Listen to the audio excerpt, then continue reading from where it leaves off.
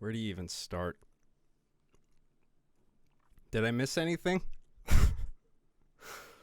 Did anything happen since the last time I streamed? Anything at all? Nothing? Really, nothing at all? Wow, okay. I guess that's it then. Bye.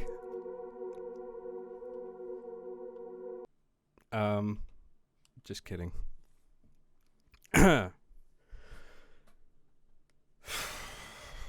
So obviously a lot's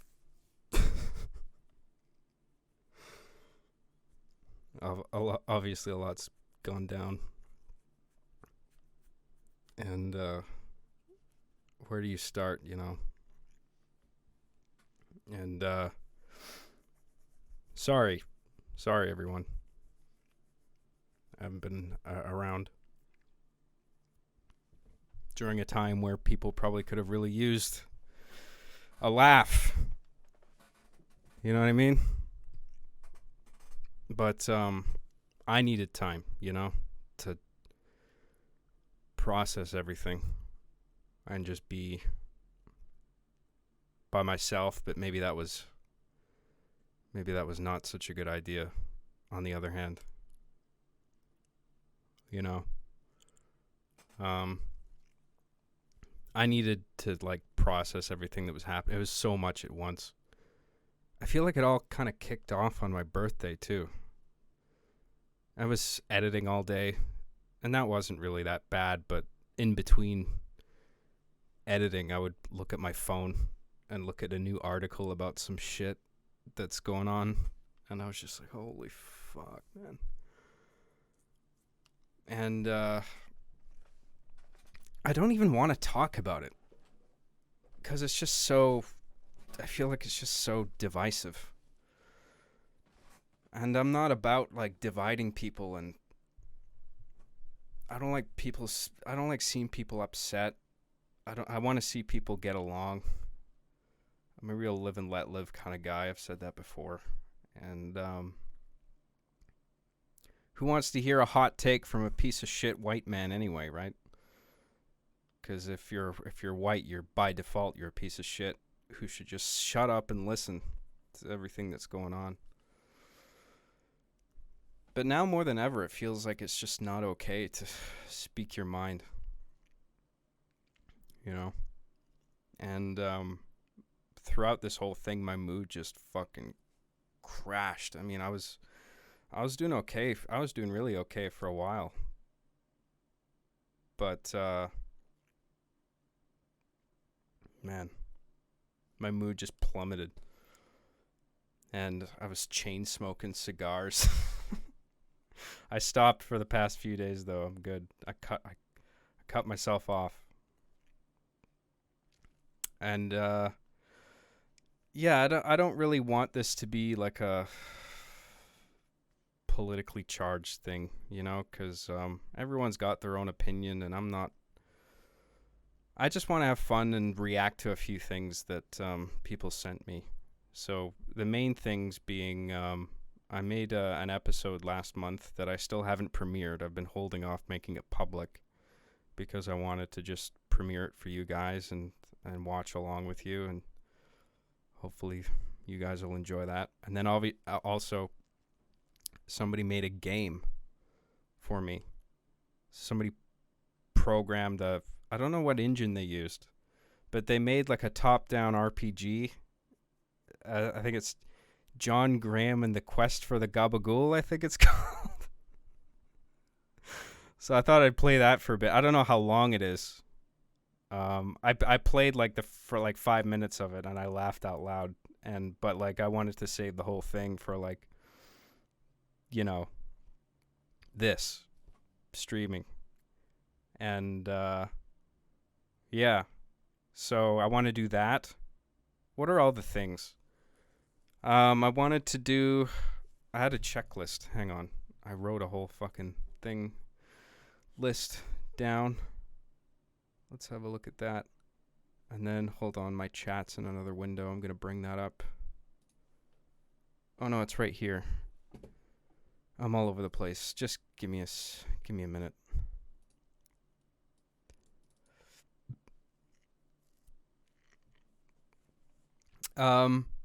Okay. So my list. So my introduction, did that overview. I don't even fucking want to. Oh God. Let's just skip over that for now. I want to go over my content, my Patreon, some changes I made to it, and then maybe some material. If I don't really want to go into like the politics stuff, but if you're interested in my input on something and you write it in a super chat that you want to know my thoughts on it, I'll elaborate a little bit, sure, if you want. But the idea of this is to not make it a divisive, politically charged thing, and just try and have fun, you know. Remember that thing, fun, that we used to have? I don't know if you remember, but I'm hoping to have some of that. And then some emails. I got some emails that I think are worth going over on the stream. I'm not going to read out anybody's names, but I just think that the content, what's being written about, is really interesting. And then the game, that's the top-down RPG. We'll play that for a bit. I don't know how long it is. Maybe it's a short thing. Maybe it goes on for a while. I don't know. But we'll do like maybe a half hour of that, and then see if people are like bored or whatever. We'll move on to a different thing. And then I have a birthday gift from my community that's on the, I think Discord is their primary hub. That's where they hang out. And then so my Discord community, a bunch of key members, they got together and made this thing for me to watch. It was for my birthday, which was last month. I'm 32, by the way. May 31st was my birthday, and I turned 32, so I'm an old man now. God, can you imagine I'm still doing this? I'm in my 40s, making Arby and the Chief still. I got 8 years left. Or it's already cringy, really. I should have fucking grown up by now. Should have had a family and kids. But nope. Still a loser. But you know what? I'm not, that's okay. But when I'm still doing Arby and the Chief when I'm 40 years old, that might be a new level of sad that's hard to ignore. I don't know. I'll be like balding and shit. Gray hairs. Hey, check out my new Arby and the Chief episode. Oh my God, I don't want to think about it. It's too depressing. Whatever, I can't stop aging. I have fun making those. They're funny. Whatever. And then I'll play my new episode. I made a new Bite episode, 20 minutes, about that. It's got some outtakes too. It's called Soy Boy. Chief comes down with a fatal illness after touching the Nintendo Switch. So I'll show you guys that. Hope you enjoy it. And then depending on how I'm feeling after that, I'm thinking I'll do a commentary on Arby and the Chief Season 1. And then every time I do a new stream, I'll do like a new commentary. Because now that I've re-uploaded all my shows, I want to redo all my commentaries. Because the old ones are like really old. And I just want to like, with all the new uploads, I want to go over each new upload individually and do a commentary on it. So I'll rebuild all my commentaries from Season 1 all the way to Season 7. I don't think I've ever done a Season 7 commentary. So we'll go over all the seasons one at a time. And we'll do Season 1 today, at least. Well, after the premiere, we'll see how I feel. And, because even today, I was just like, oh my God, I don't know if I feel up to this. But, you know, people were tweeting at me saying, come on, dude, just stream something. We want to see you. And my stomach's been in knots, you know, just with like what's okay to talk about and what isn't, and YouTubers being fucking demonetized and deplatformed, and I just think with some of the shit that I've said and past podcasts, I said something stupid, or even just in my episodes where I use the F word and the R word and all the heated gamer words, and it's hard to tell what's what YouTube constitutes, how YouTube defines hate speech exactly, whether it's just the words or whether context plays a role at all. Hopefully it does, because that is important, especially in my case. But I don't know. My days could be numbered on YouTube, really. Could just be a matter of time before I piss off the wrong person, and then they go to YouTube and say, hey, this guy shouldn't be online. He's saying these naughty words. And then I won't have my channel, or I'll just be demonetized, and I don't know, I'll have to seek other employment or look at it into different platforms. I'm looking into viable YouTube alternatives. I've heard of a few already. That's something I meant to ask you guys, is if one of you in the know who knows about viable YouTube alternatives. I've heard of a few, like BitChute, DLive, Library. What's another one? Brighteon, something like that. And but I've heard some of those aren't safe, because I saw that coming. It's like YouTube's having this pressure applied to it to ban or demonetize certain people. Sometimes it's warranted, sometimes maybe not, and it's just whatever is the most popular platform. The pressure is, that same pressure is then going to be applied to the new platform, right? So it's not just exclusive to YouTube. It's because YouTube is the top dog right now, right? So if all of a sudden all the fucking viewers and content creators migrated over to an alternative, and then that became the big thing, then that would be the new YouTube, basically, with the same fucking problems. I suppose it depends on how it's built from the ground up, like whether it's built in such a way that it prevents that kind of, like the power of it isn't centralized,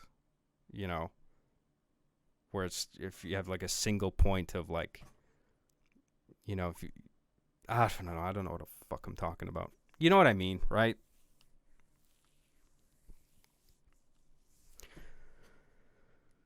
I insist on using these fucking naughty words in my show, and then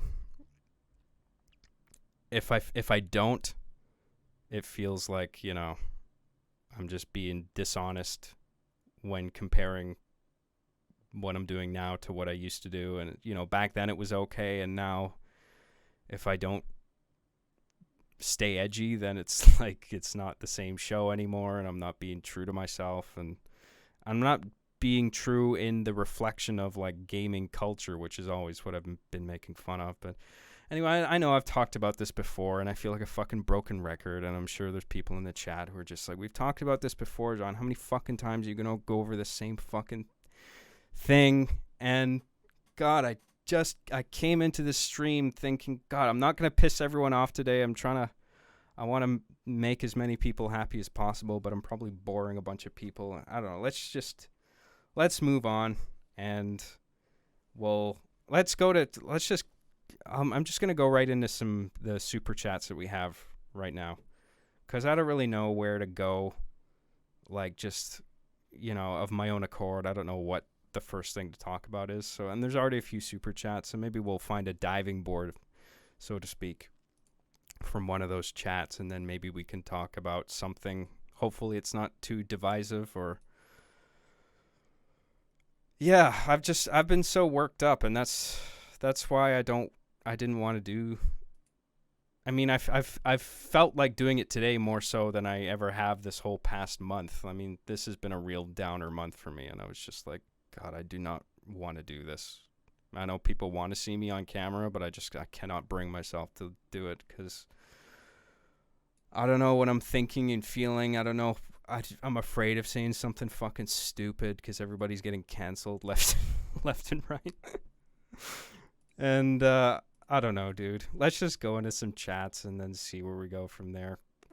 And then once we finish the chats and we decide maybe we don't want to go into any particular subject, maybe we just want to keep things fun and light, then we'll just move on to like the fan content stuff. Like we'll just jump right into my game, and then maybe that'll help me loosen up a little bit, you know, and then maybe after that we can kind of go back and talk about some material. I don't know. Okay? I don't know. I'm just sort of winging it, you know. I'm just just stream of consciousness, just wherever I don't know. I'm just not paying much attention to what comes out of my mouth. I'm trying my best because fuck. This is how my brain works, okay? I'm sorry if this is cringy to watch. You don't have to. Just kidding. You have to stay here and watch this. Don't you dare go in. If you even think about clicking that X button on your browser, I'm gonna kill you to death until you're dead. Forever. All right, what's our next one? Kirkland's signature. What a surprise. It's good to hear from you again, man. For $1.99 says Flick has wet starfish poke with jazz voice actor. What the fuck does that even mean? Flick has wet starfish poke with jazz voice. Is that even English? Where are you from again, Kirkland? Is it Earth?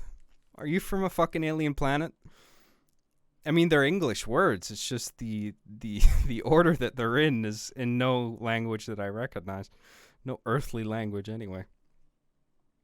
But thanks, Kirkland. I don't know what that means. Probably something to do with a Discord production, right? Steven Vargas for $2 says thoughts on Last of Us. Oh my God. Well, I recognize that I'm in fucking internet jail from admitting that when I first saw Game of Thrones Season 8, I didn't mind it. When I saw Last of Us in theater, I didn't mind it. I played Last of Us 2, and I thought it was great. All these opinions, as we all know, well, I know now, are illegal. So I have just been playing my harmonica on internet jail this whole time, reflecting on my sins, saying to myself, how could I like those things? What's wrong with me? Where did I go wrong? Where did I get the nerve to admit my honest feelings on a piece of media that I ingested? Why couldn't I have just gone along with the crowd like a sheep? Yeah, Last of Us 2 is it's lame. Yeah, it's super lame. Am I cool yet? Sharing one of those stupid memes that's the screenshot of that Asian kid, Lev, getting punched in the face by one of the rattlers into the garage door, as if that's a joke. How's that a joke? It's just a tracing over a screenshot from the game. I guess the joke is, haha, get it? Because it's Last of Us 2 and that game sucks. Get it? Get it? Oh, wow, I get it. Yeah, what a fucking clever joke. That's fucking comedy dynamite right there. Anyway. I don't know if you guys saw me on the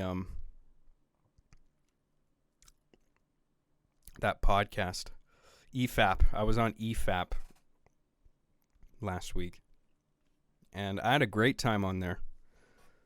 Great bunch of people to talk to. I was really impressed with their audience, and it's during a time where I really needed a boost, because my mood had just crashed. That was a really nice, that made me feel a lot better being in that kind of company. And we talked about some really interesting things. I think I bored a few people. I was talking about, because I was invited to talk about my show, right? And so I was just like, okay, that's what I'll do. And then I went on the podcast and I just went through my show season by season and talked about the production and what I went through with Machinima. And I thought that was the way to do it, because I knew going in that EFAP is a very long form podcasts. Those guys go hard. You know, they go for hours and hours and hours. They have like 10-hour episodes, right? And so I was just like, I want to, like, I was willing to go as long as they wanted to, right? I was prepared for that. I was like, this might last a while, and that's cool with me. And then I was just like, well, I might as well just talk in detail. If that's how long we're probably going to be doing this, I might as well just go into detail about just season by season what was going through my head and what it was like working with machinima and stuff, because that'll be plenty, you know, to fill in all those hours. And so, but I think I bored a bunch of people. I was, you know, retrospectively looking at the live chat because I didn't want to look at it at the time because that would just derail me, you know. So I had it minimized and I just talked, but then I watched the live chat later on, and then there were people who were like so bored because like I got carried away. I tweeted about it and I was like, I bored a lot of people, but it wasn't a lot of people. It was a minority of people, and I blew it out of proportion in my head. And but that's what happens, you know. I see shit like that and I just inflate it in my head, and I shouldn't.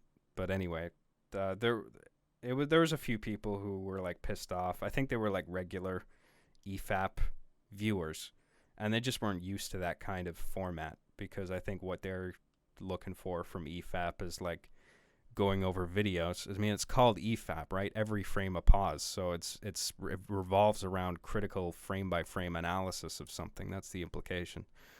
So I think a lot of times they look at YouTube videos frame by frame and they kind of just analyze something. But in my case, there wasn't any videos. It was just they were talking to me about my production process and my writing process. I tried my best to make it interesting, but of course you're not going to please everybody. And there were some people who were just like, God, this guy is boring me to tears. And they were like constantly seeking validation in the chat. It's just like, right, guys? This guy's boring, right? This is fucking boring. A few people were like, yeah, I agree. And I was like, I think I did okay. You know, boring a few people aside. I did my best. I did what I was asked to, you know. I was invited to talk about the show, and that's what I did. I don't want to make every one of my podcast guest appearances about me, just because it does. I get how it sounds like pretentious, where it's just like, oh wow, tell me, John, how your show about toys swearing is so fucking profound and deep. Let's hear it. And I don't see it that way. It's just like, it's something I spent like a decade of my life on, so I can't help but talk about it in a very detailed way that you know, it's meaningful to me. You know, it's a big part. It's a big chunk of my life. So I can't help but kind of talk about it with some gravity, I guess. I don't know. But people just took it in a pretentious way, where I was just like, yeah, I'm such a big deal, and my show is such a big deal, and my show about toys is actually very intellectually profound. You actually have to have a pretty high IQ to understand Arby and the Chief, to be fair.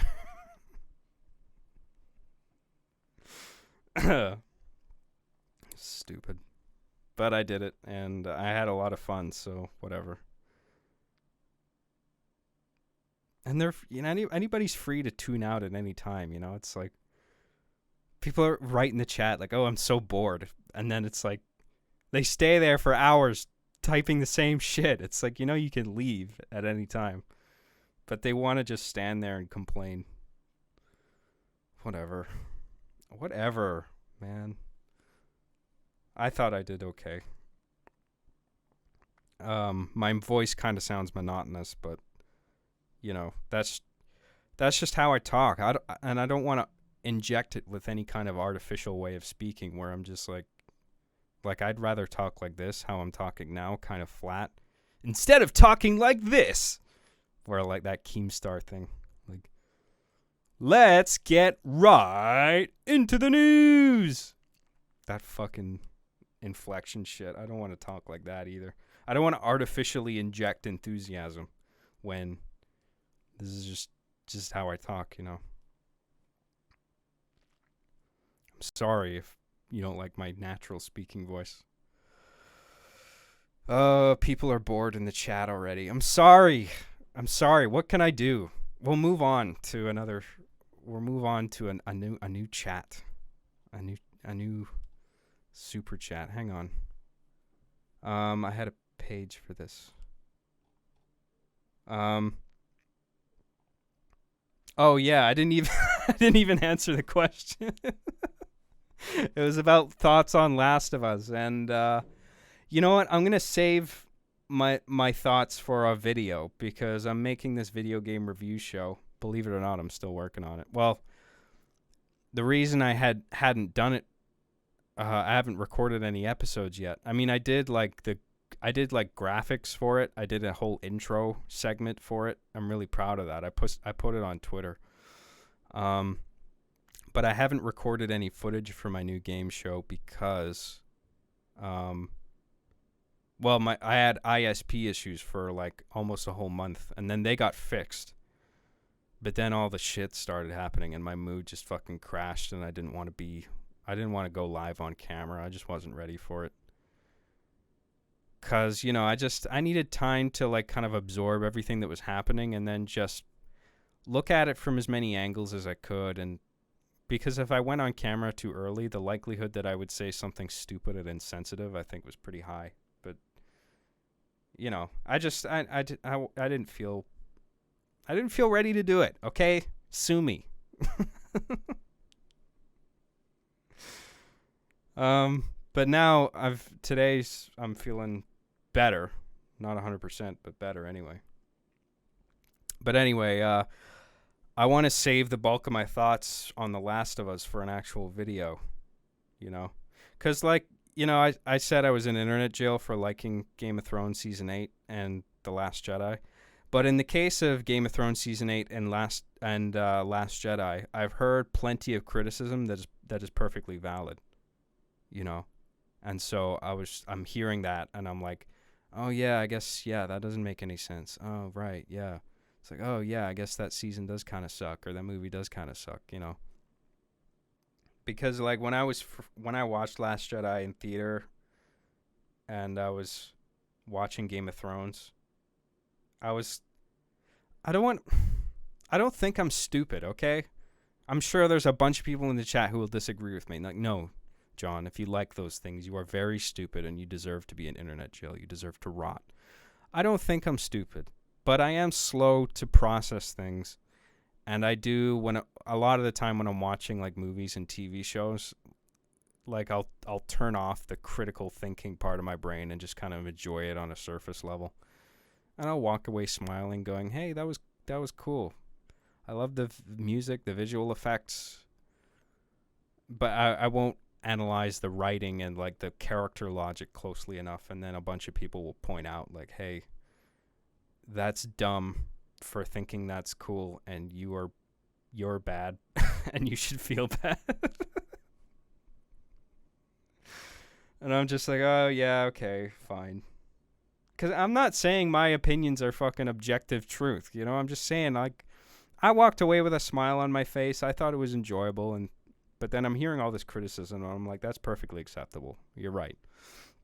But The Last of Us Part 2, I think, is different. I'm hearing a bunch of criticism that is just fucking either stupid or non-existent. Like, the memes are one thing. Where, like, the thing with Lev being punched in the face into the garage door, and people are tracing over that, and that's like a meme. That's like a meme template. It's like, trace over this image with your own wacky, funny thing in MS Paint. And it's like, how is that what's the joke? I don't get what the joke is. What is being made? Is it something in the image? Somebody said in the chat that it's because Lev is trans. I'm just like, why is that a joke?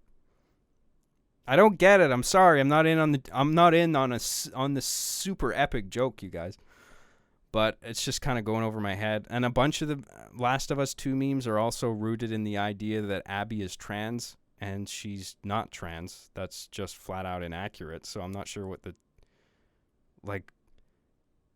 if she was trans, I would kind of get the joke, but it's like, that's not even the case. I mean, she's a heterosexual bodybuilder. And that's a conceivable character to me. Like, that's not so outlandish that I can't accept that that's a possibility. You know what I mean? Like, I don't get it. Some of the memes are funny, but like a subset of the memes is just about this like modern trend in video games to have a main character who's like super, they're like, it's just like sad. Like, a bunch of things are like misery porn, and and like all these AAA video games that are narrative based are like grounded in realism, probably to a fault, where the gameplay is neglected. And it's true. Last of Us 2, gameplay wise, is nothing revolutionary. I mean, the AI is nothing special. Like that, and it was marketed as this big thing where it's like the people know each other's names, and the dogs whine when their owner is killed and shit like that. And I'm just like, that stuff is there in the game, and I'm just like, yeah, that's kind of cool, but it's nothing that mind blowing. The AI still kind of sucks. Like, there's been plenty of instances where it's like I'll kill a guy, and then the guy right next to him will be like standing next to him, see the corpse, and then not react. I don't know whether that's some kind of zoning logic error or maybe there's like some kind of invisible wall that's like breaking the line of sight that I can't see, but it kind of plays a role in how the AI interacts with one another. And there's problems with it. It's not a perfect game, okay? I get it. But to give it anything like less than a 6 or a 7 is just laughably uncharitable to me. I'm just like, how the fuck do you come to that score? I mean, I get that you don't like the story, but that's just cartoonishly fucking uncharitable. I don't agree with that. I get that the story is divisive, but that doesn't mean that it's a bad story. I actually like the story. Sorry! I temporarily came out of my internet jail cell to tell people, yes, I actually quite liked Last of Us 2's story.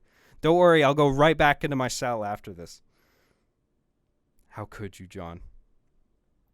Jump on the bandwagon with us. No. Fuck you. I liked it. Fuck you. You know what the lamest thing... You might think I'm lame for, like, not thinking critically about the media I'm ingesting, but I think the lamer thing is to be dishonest with my initial impressions on something.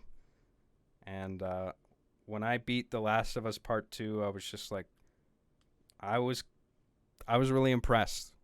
It made me feel things that I didn't think I would feel.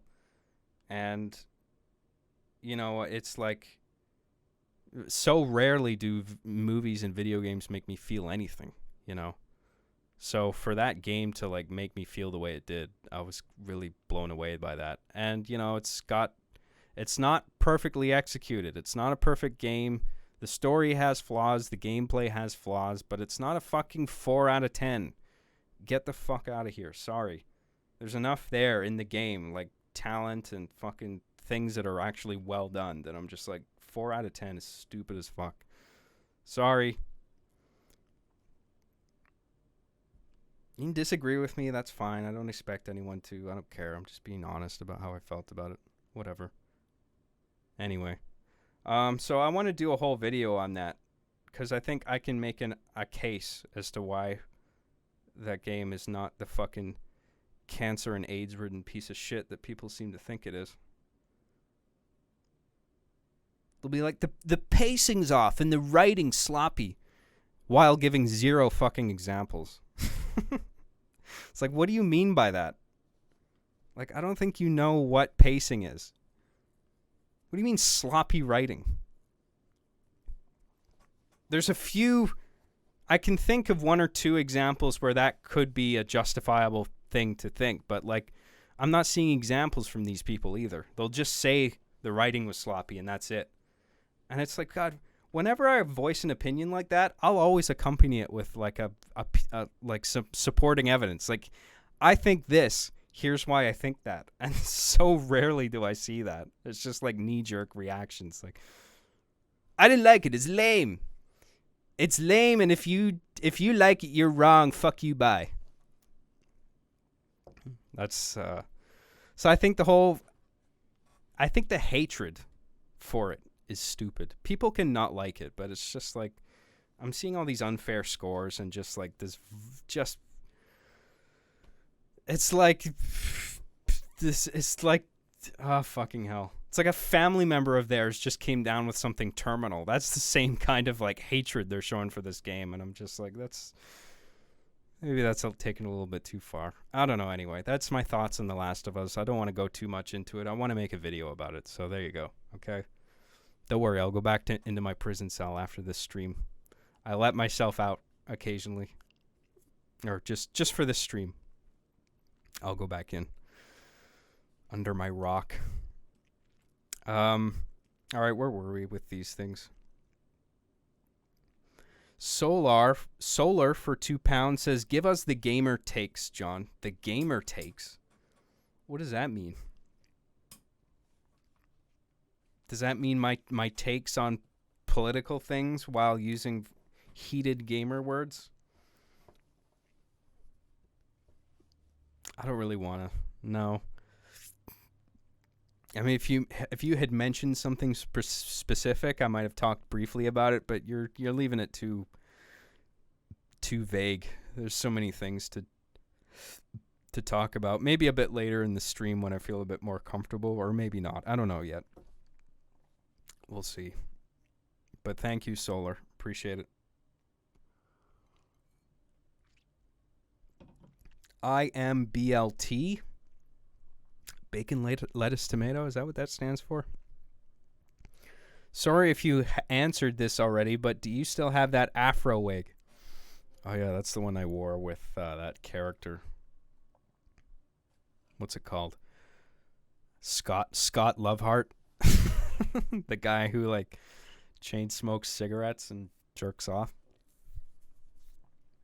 It's pretty much me. It's not even a character. It's pretty much John Graham right there.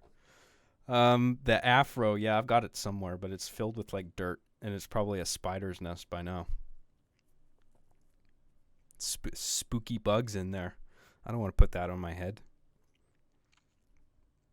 I don't know where it is. I can't remember. I don't think it's in my storage, in the closet where all the storage stuff is. It's not in my studio. It probably is in my storage somewhere in a box. I just can't remember. Yeah.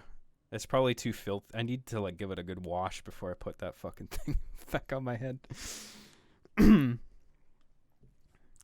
Thanks, IMBLT.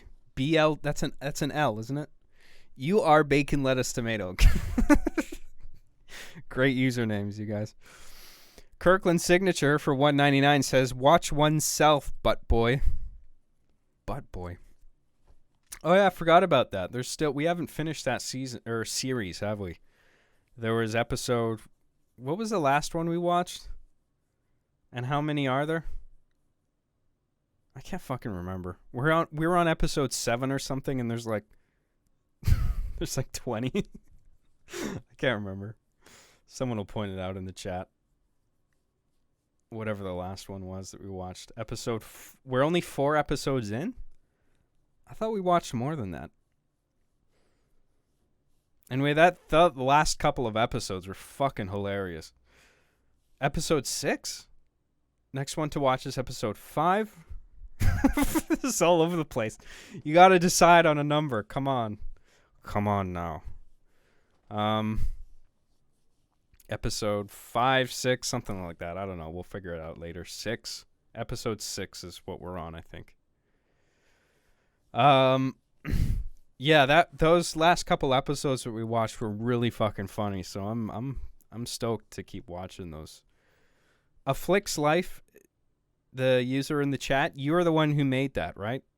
I'm not trying to like put you on the spot or embarrass you. I'm just like, I'm saying your show is funny as fuck, and I think it's Okay, cool. Right.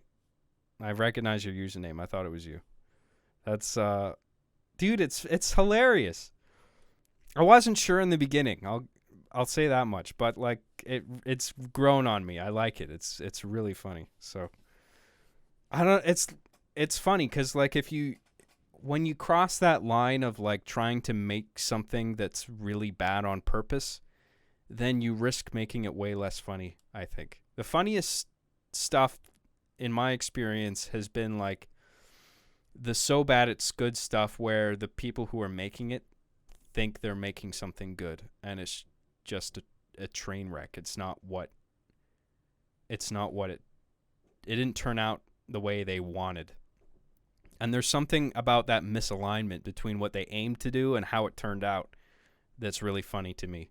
And that's not me laughing at the creator too. I mean, in any cases like that, I'm always super appreciative of like, hey, you tried, you messed up, but you know what? You made something really fucking funny, and I really enjoyed the time I spent watching that, and like, props to that person. You know, like I have a lot of respect for anybody who makes me laugh, especially that hard. Like what's it called? Oh my god, I'm drawing a blank already. Oneself. Yeah. Anybody who makes me laugh that fucking hard. I don't care how bad a production it is or how flawed it is. I mean, props to you. So, thank you for that.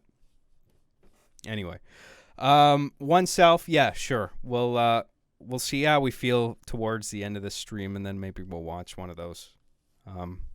Thanks, Kirkland. Jojo97 says, John, I'm making some grilled cheese. You want one? Oh my god, that sounds great. I would unironically love a grilled cheese sandwich right now. I just had chili about an hour ago that I made. I did a good job on it too. But a grilled cheese sandwich would have gone with that just lovely. So please please mail me a grilled cheese sandwich. If you don't mind. I would love one. Thank you for asking. Thanks, Jojo. Celtic Horn says, Trey Parker made South Park and he's 50 years old. I think you're fine making Arby and the Chief at 32. Yeah, it's like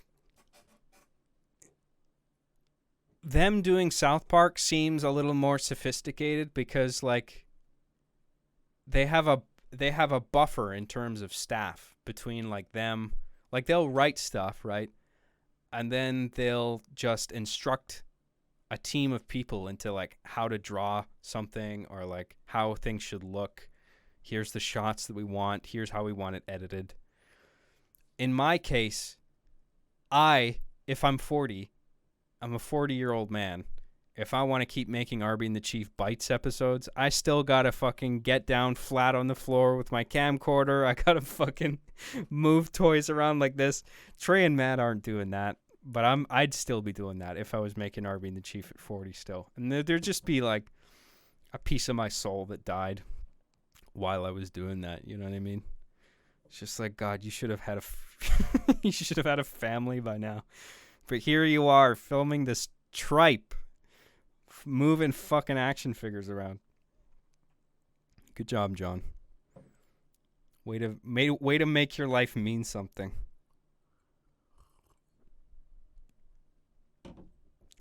But I know a bunch of people my age who are still aimless, you know. They don't know what to do with their lives. And I'm in a better position than them. Even if what I'm doing is fucking stupid, I actually get satisfaction out of what I do. I don't care how old I am. You know, if I can make something that makes people laugh, I don't think I'll ultimately care how old I am. I mean, it'll be on my mind the older I get, you know, when I'm 40. I'll just be like, fuck, is this still the right thing to do? But at the end of the day, I think if people are still enjoying the content, it's just like, what else am I going to do? You know? Just be a cog in a forgotten cog in a machine that produces something that nobody's watching or nobody likes?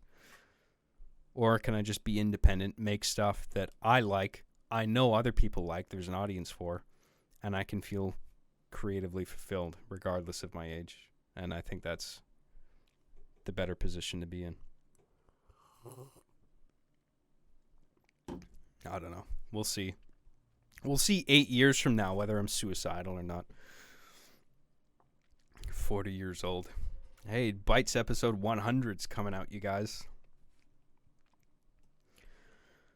I don't know, okay, you guys? Jojo97 again for $2 says, also please talk about The Last Jedi of Us Part 2.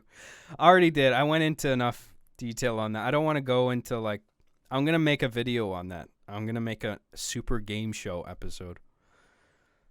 I'm not going to launch. That's not going to be my first episode of my game show because it's just, I feel like I'm going to get, ratioed to fuck if I start off like my first episode with just like, here's why Last of Us 2 is actually a good game, you guys. And I do think it's a good game, you know, but I want to start with something a little more like, I don't know, just with a more acceptable opinion, I guess. I'm not ashamed of my opinion on The Last of Us Part 2, but it's just like, maybe don't make that episode 1, you know what I mean? Start off with something a little more safe. And then maybe episode 2 or 3, I can make it about The Last of Us Part 2.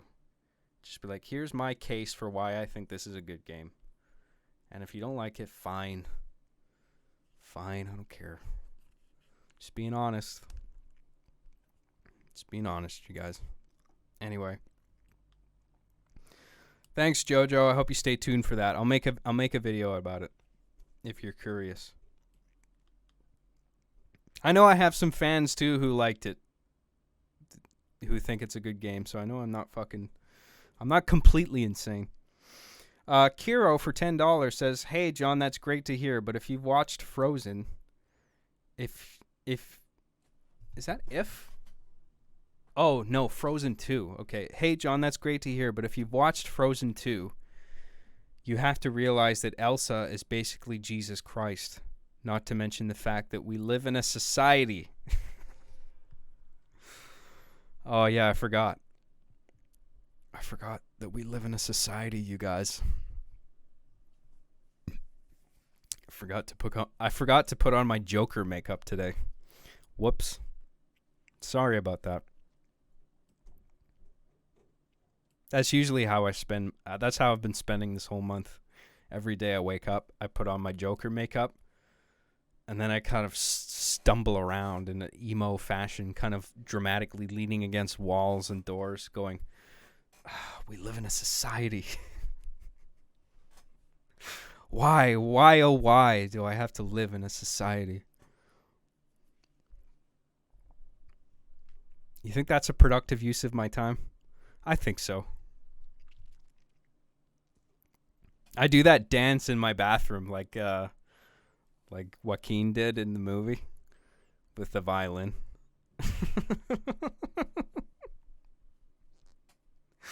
And as I'm putting my red lipstick on, I'm like crying, wiping tears away from my face. And I do that thing.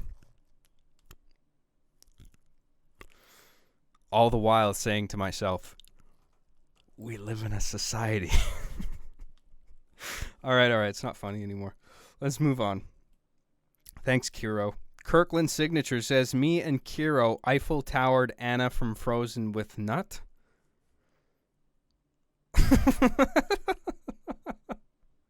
What fucking planet are you on?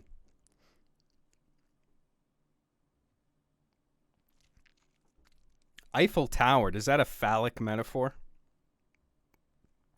I guess so. Frozen with nut? I feel like there's a frozen yogurt metaphor in there as well as the obvious sexual one. Anyway, good job, you guys. Well done on that. Thanks, Kirkland. Brent Music says, for $5, says, Suh, John. Have you seen Jordan Peterson's new podcast with his daughter? Also, Last of Us 2 is like a 9 out of 10, and anyone else's opinion is wrong. Thank you for not making me feel like a fucking lunatic. I appreciate that. Yeah, I saw that podcast. Fuck me, man. He's had a rough year. I was wondering how he was doing, because I missed his tour of I've been wanting a new video from him for a while. Just whether it's an interview or him being on a podcast, I always really dug. Like almost every day, there'd be a new thing where he was being interviewed by somebody. I love that shit. And then the thing happened to him, and I heard he was in Russia. And I heard he was in a hospital in Russia going through some kind of. He was in a detox from fucking hell, I can't remember. Benzodiazepine. It's like a extreme antidepressant medication, I guess, that you're not supposed to go cold turkey on, and that's what he did. Anyway, I always suspected that it wasn't actually a Russian hospital, that he was actually secretly trapped in a gulag for talking too much shit about communism in the USSR. Maybe they just had enough and they locked him away like Captain Price in Modern Warfare into a secret gulag. Jordan Peterson? Oh, he is in gulag. Whoops, did I say gulag? I meant amusement park with many fun ride. And roller coaster and merry-go-round. He is having good time. Do not worry. Peterson is okay. But, joking, obviously, making light of a serious thing that he went through, and holy fuck, he did not look like he had a good time. And but I'm happy to see him again, and his daughter was there for him. It seems like his wife's okay, his family's doing okay, and he's recovering, even though he's I think still got some mild symptoms from the medication he was on, and I think it looks like he's doing better, but he's still kind of emotionally wrecked by the whole ordeal, and I feel bad for him. But I hope he makes a full recovery, and I want to see him. I hope he goes on Rogan again or something, I'm a big fan of that guy's work. He's cool as fuck.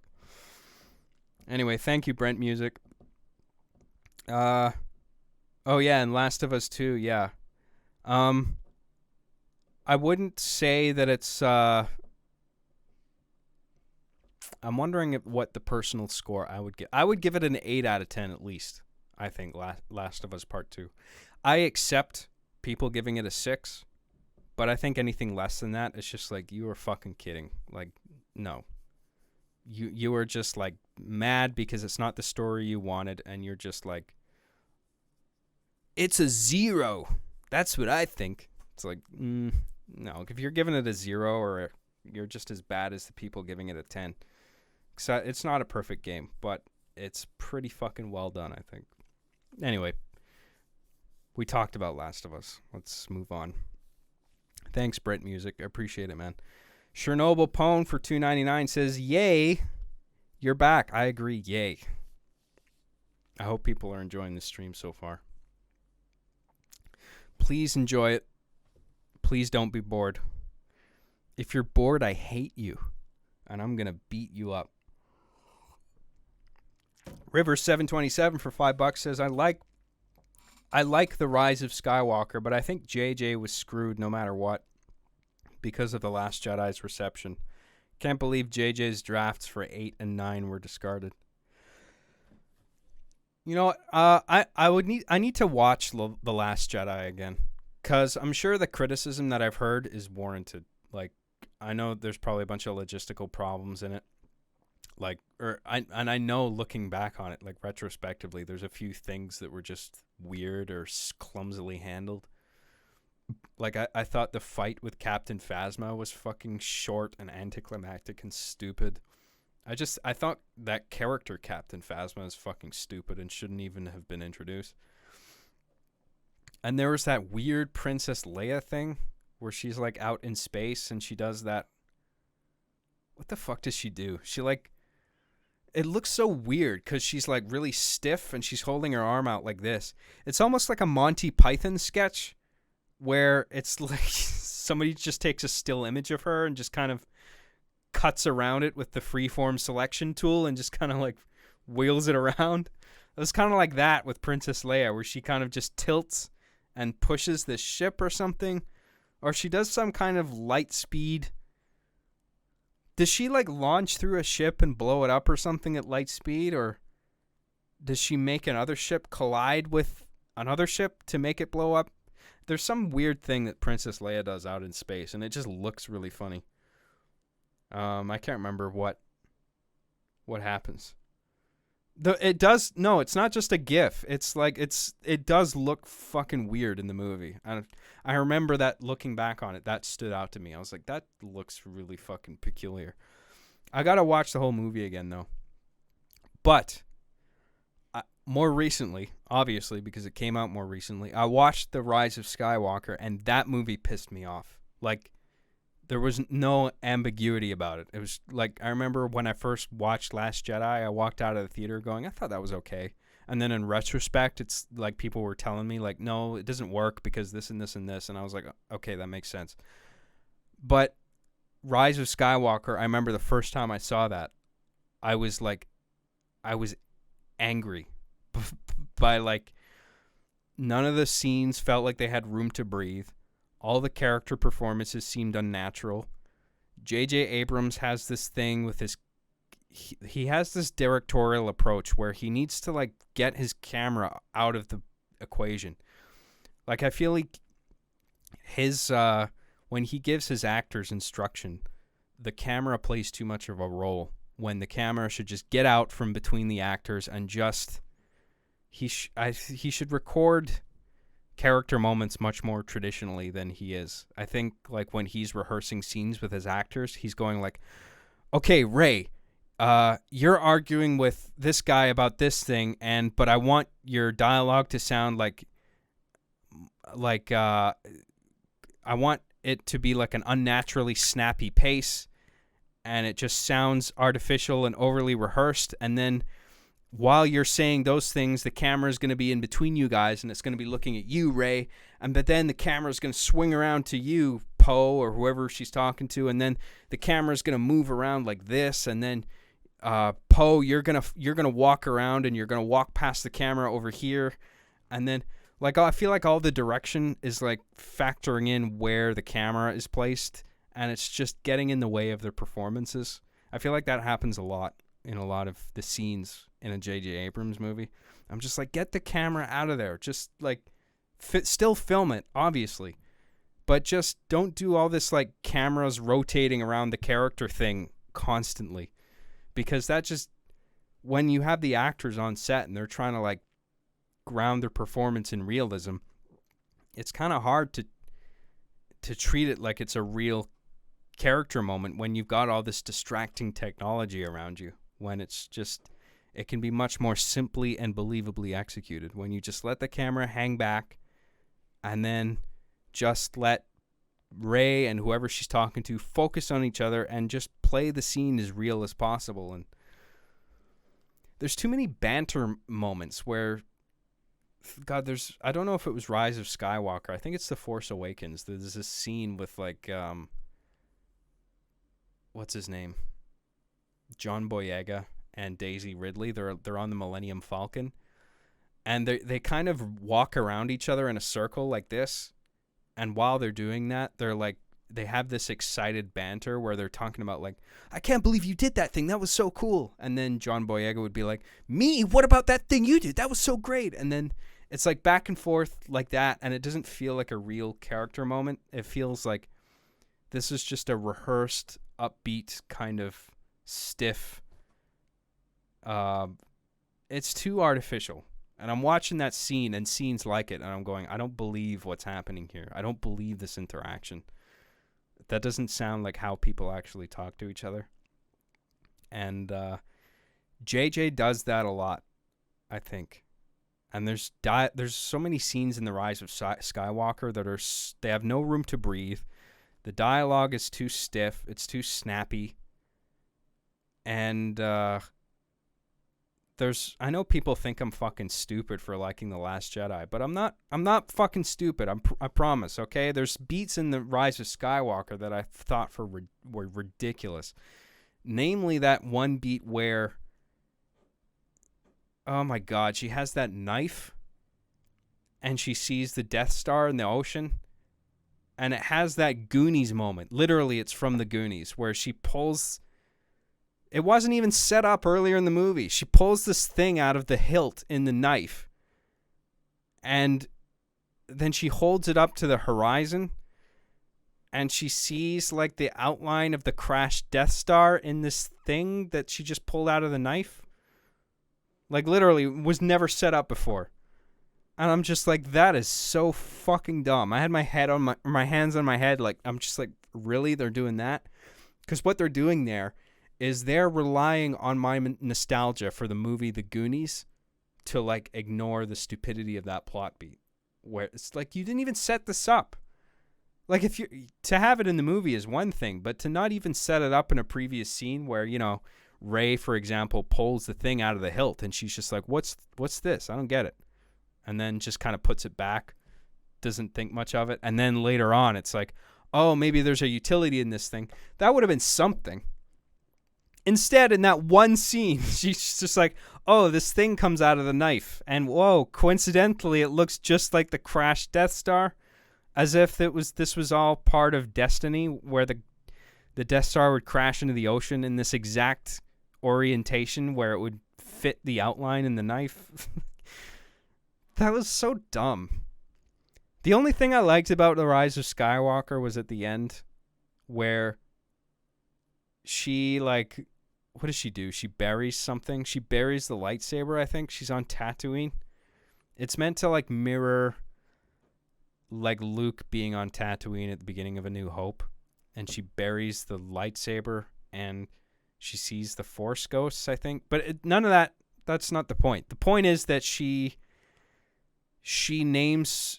considers herself vocally a member of the Skywalker family, and the Force ghosts, I think, kind of give a look of approval, as in like, yeah, you're a part of our family. And I like that idea of choosing the family that you belong to, rather than like, oh, you were born a Palpatine, so therefore you must be evil. I like the message of that, where it's like, despite being born as an ancestor of Palpatine, you can make the choice to be a good person, and you can, like, it's kind of like somebody who's adopted, and it's like your adopted parents who raised you are your real family, not the biological parents who might have been abusive to you. It's like, even though there's a blood tie there, it's like your real family are the people who in your life who care about you. That kind of idea. I felt like that was the message at the end of The Rise of Skywalker, and I kind of liked that.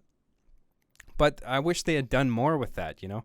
Because other than that, there was so much fucking stupidity in that movie. Like that huge fleet of starships that came out of nowhere. I'm just like, who built those? Like, they were on the planet Evil, or wherever the fuck Palpatine was. Like, with the thunder and lightning and the strobe lights and everything. Like, so I guess Palpatine just hangs out on this fucking evil planet full of lightning and smoke. He just sits there all day. And I don't think he built the spaceships. I don't think he has the time or the strength to do something like that. But I don't fucking... There's a lot of stupid shit in that movie. And it was very hard to follow. And maybe that wasn't exactly the problem. It was just like none of the scenes had room to breathe. That was the biggest thing. And there was a bunch of plot beats that either didn't make sense or they weren't set up properly. And it was an assault on the senses. You know, it's just like there's too much going on. The editing is too quick. Even from the very first scene in the movie, it's like it's cut together way too fast. The movie is just bombarding you with visual effects and sound effects in the hopes that you'll kind of just forget that the plot makes no fucking sense. So, like, I'm very foggy on The Last Jedi. I can't remember what even the plot of that movie was. I need to watch it again. But I just remember my initial reaction to The Last Jedi wasn't nearly as bad as my initial reaction to The Rise of Skywalker. Whether one movie is ultimately worse than another, I'm not sure. I need to watch. I don't want to watch The Rise of Skywalker again, but because it actually physically annoyed me. I was just like, tensed up how like annoyed I was by that movie. But Last Jedi, I think I could watch that again and then, make a decision. Like, did I like that? Is it stupid? I'm going to do that. I'm going to watch Last Jedi again and see how I feel about it. Maybe my initial instinct was wrong. I wasn't thinking too much about it while I was watching it. Anyway. All right, that's my thoughts on Star Wars. There you go. All right, let's move on. Where were we? Thank you, River727. I appreciate it, man. Cat Squirrel 1337 says, "What do you think of everything being racist now?" Oh boy. Well, we're getting into it now, aren't we? I don't want to get too much into this, but I'm thinking about what it is I want to say on this. I don't think everyone and everything is racist. I think people are getting carried away with that on a broad level. People are finding racism in absolutely everything. I think a lot of the blame can be lent to I don't know if you heard of this woman called Robin DiAngelo. She wrote this book called White Fragility and something. It's got some subtitle. It's like a number one. I think it's a New York Times bestseller right now. And it's a very I haven't read the book, but a good friend of mine has read the book. And I've listened to Robin DiAngelo speak. And she seems very convinced that she seems to think that basically if you're white basically and you don't think you're racist, you actually are racist and you're part of the problem and you're likely unconsciously supporting white supremacy. And I have a real problem with the amount of things that are being associated with white supremacy. It feels like it's getting into Looney Tunes territory now, where everything is racism and white supremacy. And I think the biggest immediately observable problem I can see with Robin DiAngelo and the way she speaks and excerpts that I've seen of her writing is that she... What was I going to say? Oh, fuck, I drew a complete blank there. What the fuck was I going to say? Oh, yeah. She is quite literally anti-individualist. She's completely on board with that group politics thing where you are your identity and nothing else, right? So if you're a white guy, you are that group. You are all white people. You are a voice box of just that group. Black guy, same thing.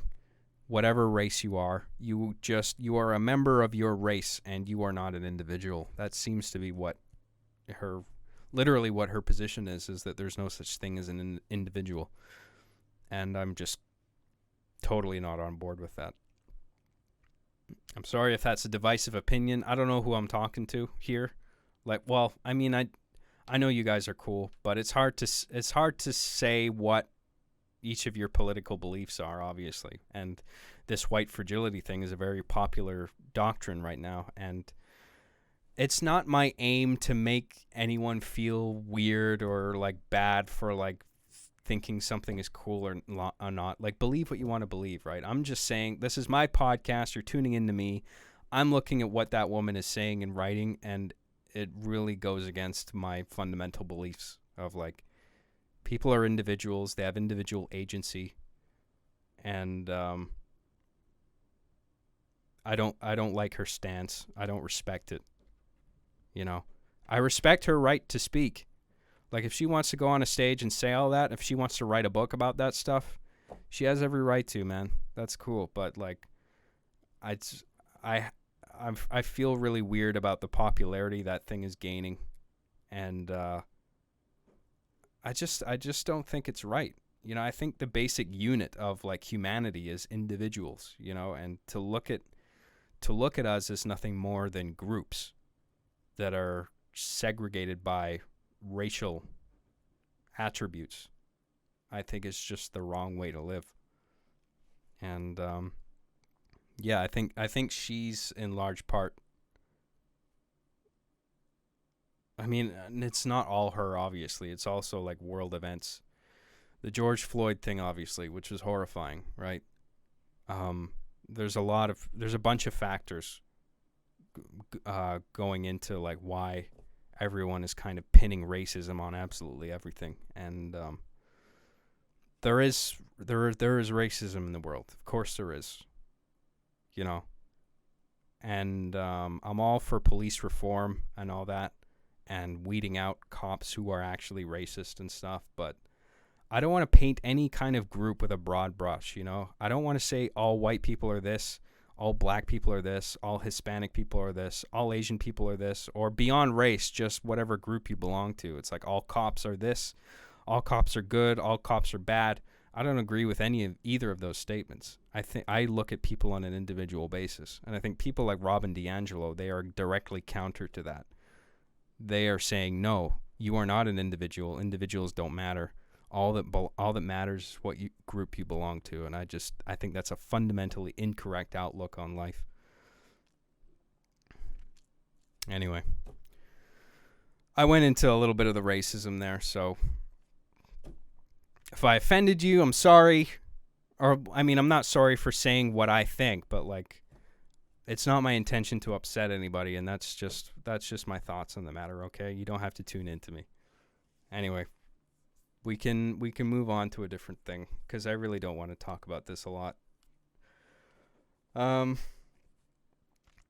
you go. Mike Noy01 says, "Sup, John? How are you, my man? I'm doing good. I mean, today I'm doing better, and as I'm doing this podcast, I'm doing good, and that's the same thing as before, right? That's happened before. I'll have this dread wash over me, and then before I start podcasting, and then I'll start a stream, and then I feel better the more I do it, like as we go into it. And I'm feeling better just now. But my mood just for this past month has been fucking awful. And God, I got drunk a bunch of times. I was chain smoking cigars. And I tried playing video games, but like it made me feel a little bit better, but not much.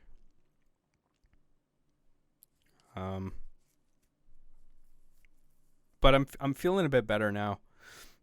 You know what made me feel better of all things? I was watching Filthy Frank yesterday. I know he's not around anymore, but like my stomach was in knots about like the censorship online and on YouTube. People getting banned. I think recently there were 25,000 accounts that were banned on YouTube on the grounds of hate speech. And, you know, maybe those bans were justified, maybe not. But given the things that have been happening in terms of politically correct culture and all that, I can't help but question what their definition of hate speech is, right? Because it's like, what, did they just say a bad word but it was in a funny context, but the context doesn't matter?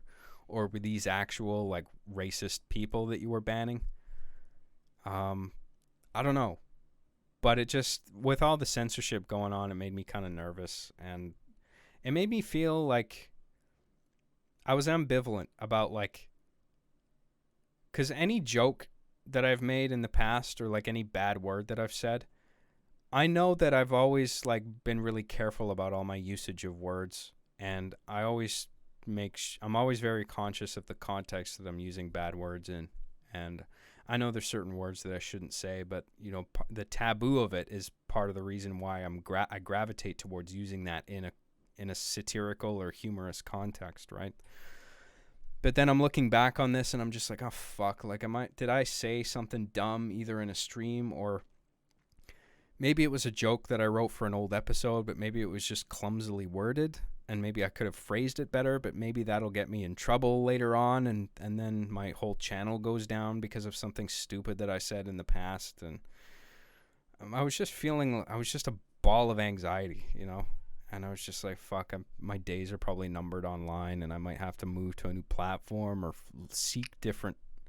I might have to go into a different field entirely, like, yeah, or, you know, maybe my employment in any kind of field will be endangered based on what I might have said on the internet at some point. And in case it needs to be said, I'm sure it doesn't, but in case it needs to be said, I obviously don't hold any hate in my heart for anybody, even definitely not based on their immutable characteristics, but even for the choices that they make. Like, I believe in the capacity for people to change if they made like a bad choice somewhere in their life, you know what I mean? And I'm not against I'm not for the deplatforming, cancel culture kind of thing. If I believe in giving people the wiggle room to be wrong about things. And then, you know, they can change, you know, they can transform and better themselves. Like, you have to let people be wrong about stuff and trip up now and then. And I feel like people are just trying to, like, eliminate the possibility of anybody ever being wrong or tripping up about something. And it's just the wrong way to... You can't expect everyone to say the right thing all the time. You know, human beings are a very imperfect species, and they gotta like... Sometimes they got to learn the hard way about why the way they think is wrong or whatever. And yeah, I don't agree with all that whole cancel culture thing. And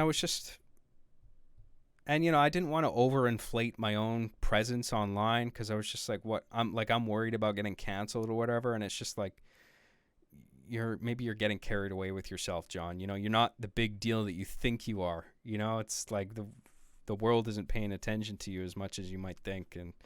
And that's true. I don't have a huge subscriber count. You know, I don't have a lot of views. What I'm worried about is just like, you piss off the wrong person, and then they go to the higher ups at YouTube, and then they're like, this guy is saying this thing and he shouldn't. And just a general anxiety and worry about saying or doing the wrong thing, even if it's just a flippant thing while I'm streaming, you know? If I just say something stupid. It's never my aim to, like, upset anybody. Or, like, you know, I just go by what's funny or what's on my mind. Or, I mean, if I say something that's on my mind, that does have the potential to offend, obviously. But it's like,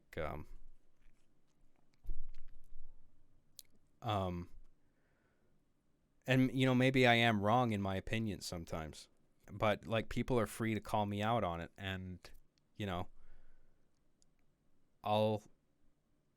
I'm willing to change, you know, I'm willing to incorporate new information and adjust my ideas, my position on things. I had a person message me recently. I'm not going to name the person. It's not my intention to put them on the spot or anything, but, they were watching Arby and the Chief, and they felt...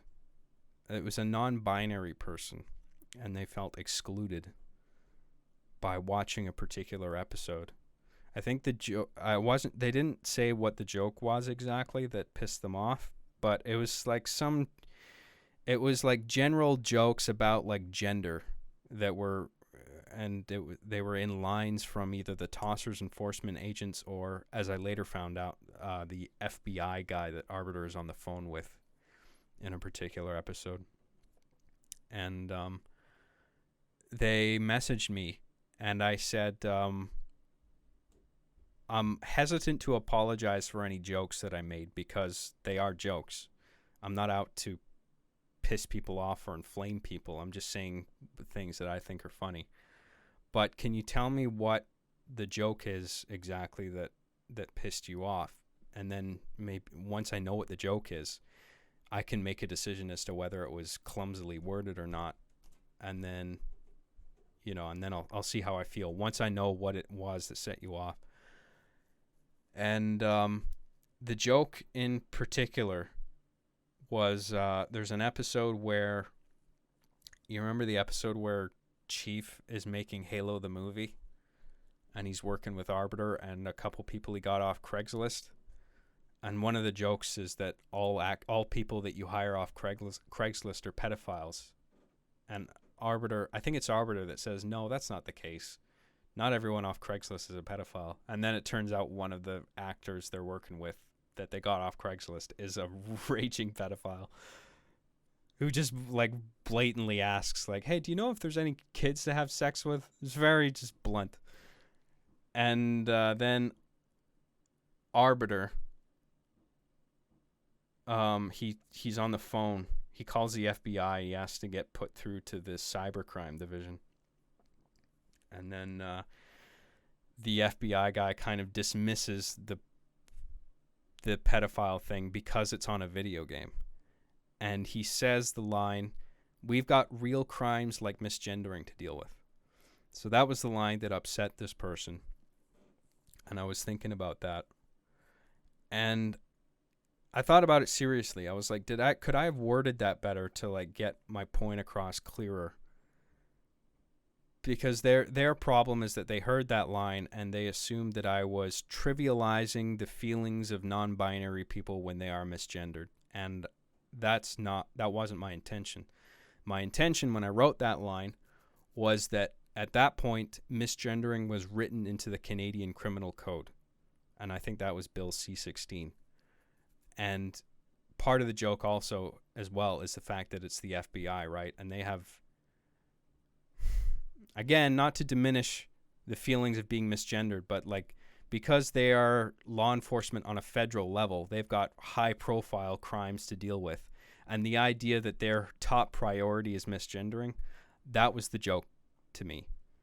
And that and the fact that it was being written into the criminal code. Now, it's a nasty thing, obviously, if somebody is intentionally misgendered. It's not a nice thing to do. But once you criminalize it, you then, people who do it unintentionally are at risk of being fined or going to prison, right? I mean, that's literally happening in the UK. I don't think anybody in Canada has gone to prison, but I think they might have at least been fined. But there's definitely cases of people in the UK going to prison for things that they've like tweeted, which I think is a little crazy. But I messaged this person and I said I could have worded that better. That wasn't the intent of the joke, but I understand why you extracted that from the joke. And the way they approached me, they were really nice about it. I don't think they were an SJW or virtue signaling or anything like that. They actually prefaced their comment with that. It's like, it's not my intention to come off as any of these things. And I messaged it back saying, I don't think you are any of these things. I think you're approaching me in a very genuine, nice way. And I think you heard that joke and you did genuinely feel bad that you're watching this show with this, like, not feeling comfortable in your own skin, and then you just want to watch your favorite show, in his words, without this feeling of being excluded, you know, going by the jokes that they're hearing. And I said, for that, I'm sorry. I didn't mean to make you feel excluded when you're watching this.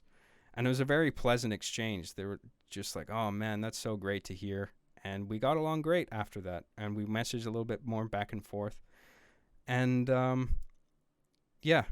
So like I'm apprehensive to apologizing for making a joke, but there are some cases where it's just like I could have phrased that joke a little bit better, right? So my intent was a little more clear.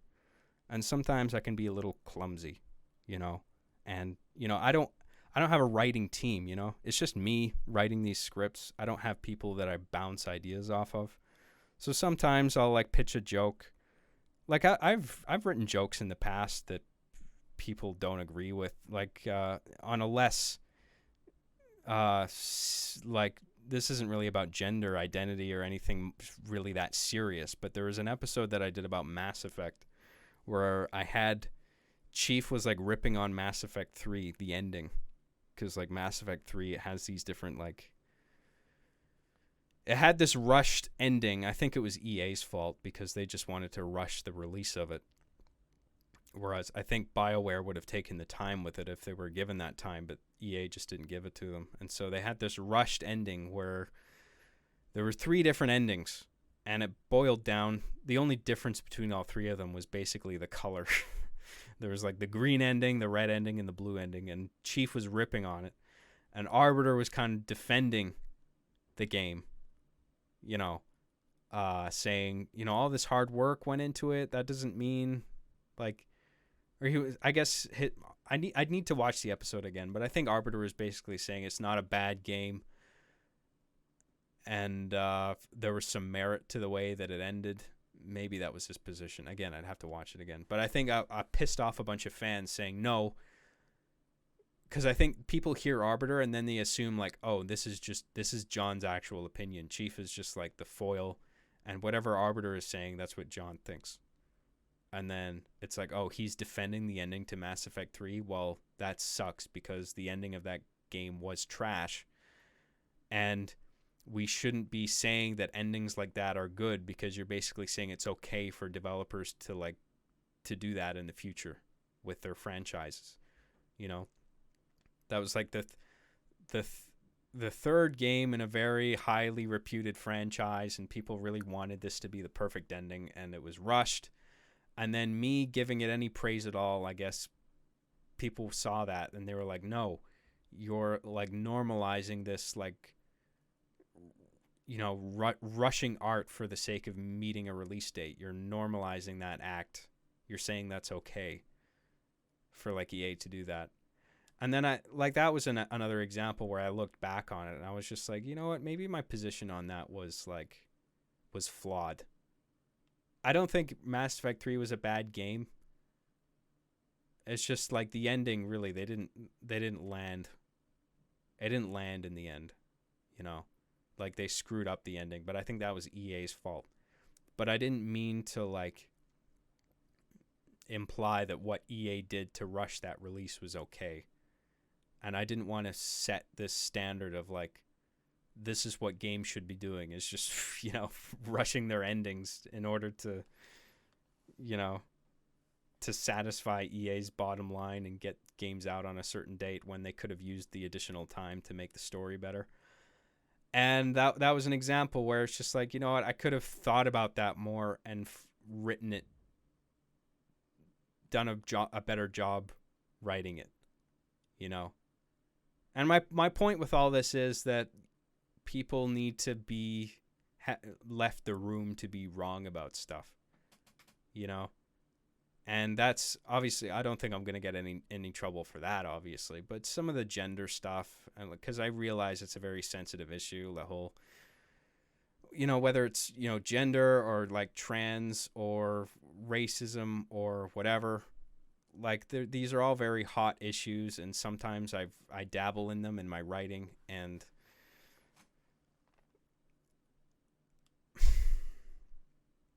I'm just trying to be funny with this stuff. That's my goal, really. It's just, but sometimes people take the wrong thing away from it. But in the case of that guy that I described, I think it was valid in their case. Like, it was reasonable that they would come to that conclusion. And that wasn't the conclusion that I wanted people to come to. And I could have phrased that, I could have written that joke better. So yeah. So that worries me, because I feel like where we're going culturally, it's like it's making no room for people making mistakes. That's how it feels to me anyway. I could be wrong about that. I could be blowing things out of proportion in my head. But that was one of the reasons I was feeling kind of sick to my stomach and anxious about things in general, and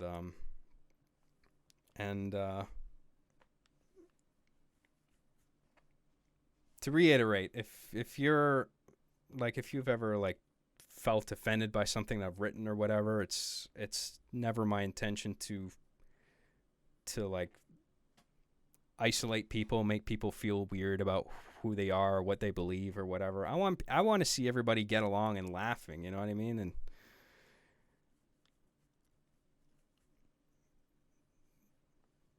that's what I think. So I know I'm probably preaching to the choir here.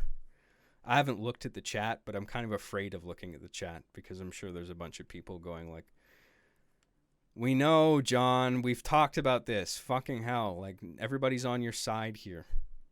You know? But that was something on my mind, and I'm being honest about it. And, you know, if I'm boring you or pissing you off, I'm sorry, but you don't have to tune in.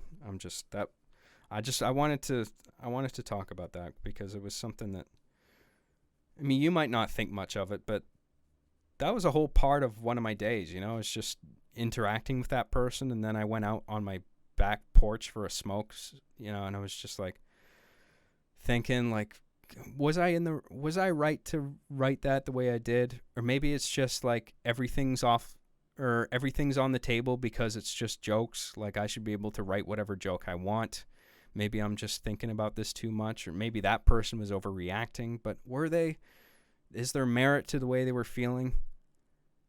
And I don't know. It's tricky. These are questions that I think there's no, you know, definitive answers to.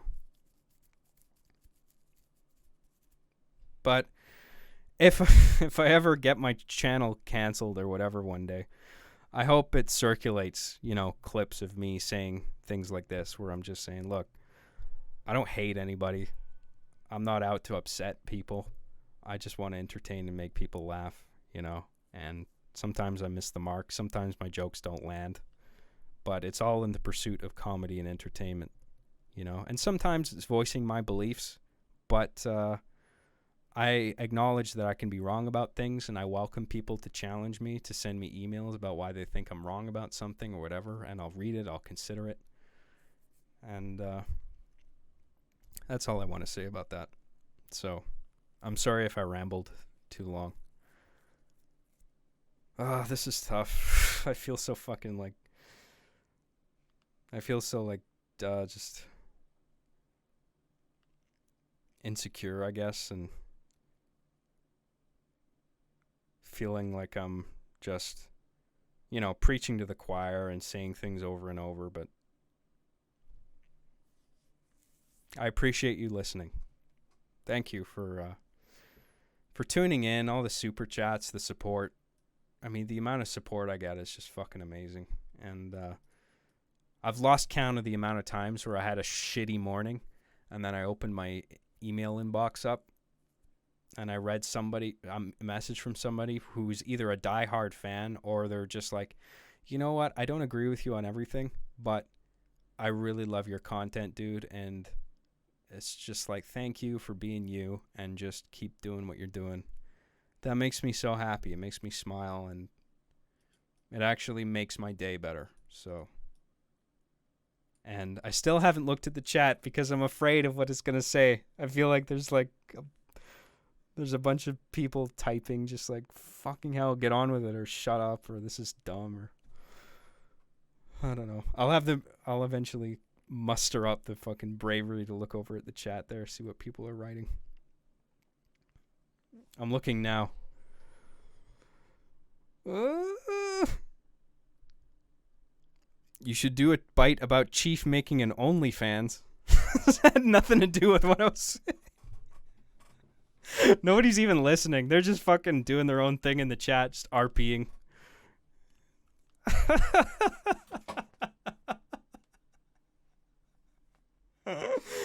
Holy fuck. Anyway, there you go. That's that. That's my thoughts on that. I won't talk about it anymore, okay? I know I am boring some people, and I did want to talk about it a little bit, and I did it. So there we go. We can move on now. So thank you, Cat Squirrel 1337, for your question. I really appreciate it, man. Thank you all for the support. Mike Noy 01 for $4.99 says, "Oh, I answered this one already. Sorry, Mike Noy. Thanks, man. I'm doing good. I'm doing better now." Steven Vargas for $2 says, hashtag Kanye 2020, right, John? What's Kanye doing right now?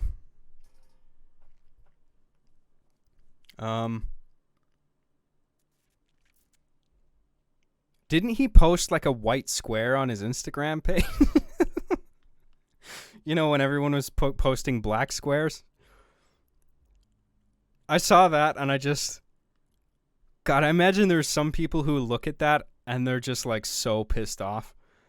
I see something like... do something like that, I just burst out laughing. I'm just like, that is so Kanye. You know?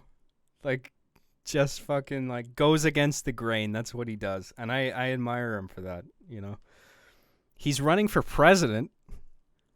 Oh my God. There's all these celebrities running for president. People want The Rock to run for president now. I don't know how I feel about that. Because I like The Rock. I think he's a good guy. But it's just like, has he studied politics? I mean, neither have I, but I'm not running for president either. You know, maybe this isn't the position for The Rock. But then if Donald Trump is president, maybe it is fitting for somebody like The Rock to be president. I don't know. Okay. Maybe I don't know what to think. My initial reaction is just like, oh, what are we we're just making all the celebrities president now? Like, never mind people who are actually well versed in politics. Let's just pick out people out of the pool of like Hollywood and television. I don't know. Kanye, I don't know. I don't know what Kanye knows. Maybe he is educated on this stuff. Maybe he would be a good president, or maybe not. I really can't say. My initial instinct is that it's funny. I think that's a funny thing.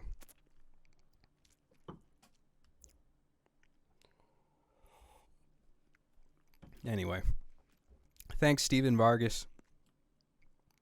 Ms. Zoo for $1.99 says, The Last of Us 2 review solely based on the lesbian scenes. You know what?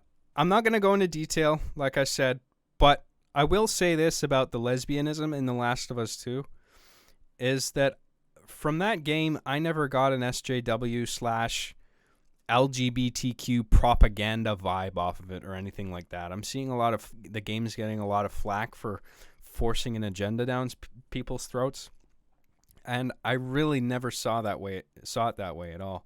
And I'm somebody who usually rails against woke culture when I feel like it's forced, but I didn't feel like it was forced.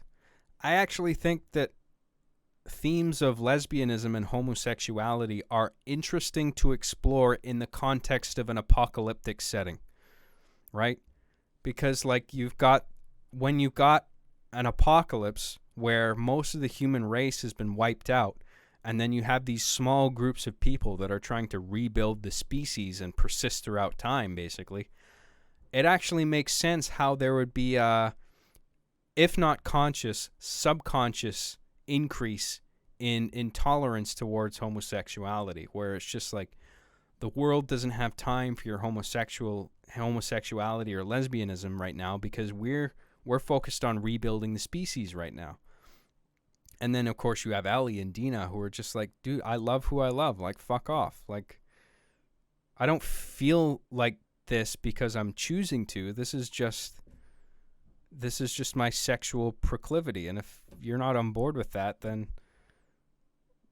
like, whatever. Just like you love whoever you want to love. I love whoever I want to love. And I thought the same-sex relationship in The Last of Us 2 was really convincing. I didn't have a problem with it. I didn't feel it was propagandistic or unnatural. It felt really believable to me. And I thought it was actually an interesting theme to explore. So that's my thoughts on that, okay? Anyway. Thanks, Mizu. I'll make a video on Last of Us 2. I'm going to start with something a little less divisive, let's say. And then I'm going to do an episode eventually on Last of Us 2 because I really like that game. Sorry. Sit in the Dark Films Limited for $5 says, Hey, John. Glad to see you streaming again. Don't feel pressure to stream. Do it when you feel is the right time. Also, have you seen Color Sweet Cuckold? Thank you, man. I really appreciate that. I don't know if today felt like the right time, but it's the best I've felt like this whole month. And so I was just like, well, I better take advantage of this slightly good feeling that I have and just get this over with, you know.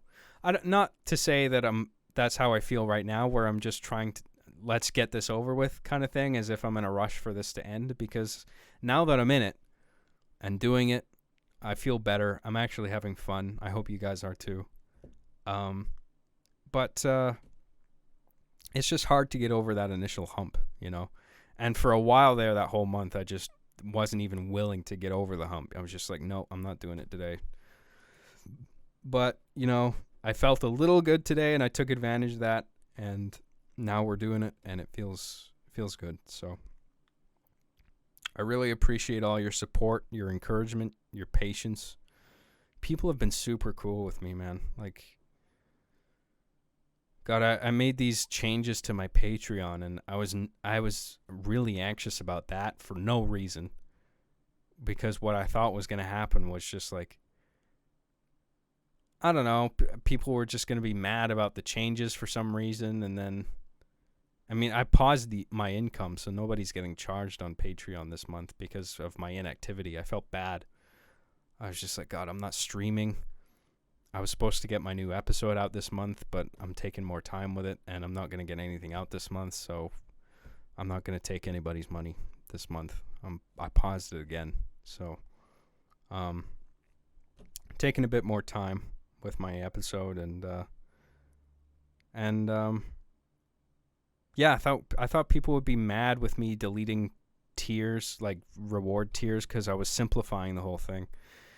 And I was just like in this like like needless anxiety of like, I'm gonna get a bunch of DMs the next morning through Patreon saying, what the fuck's going on? What are you doing? Like, but there was nothing.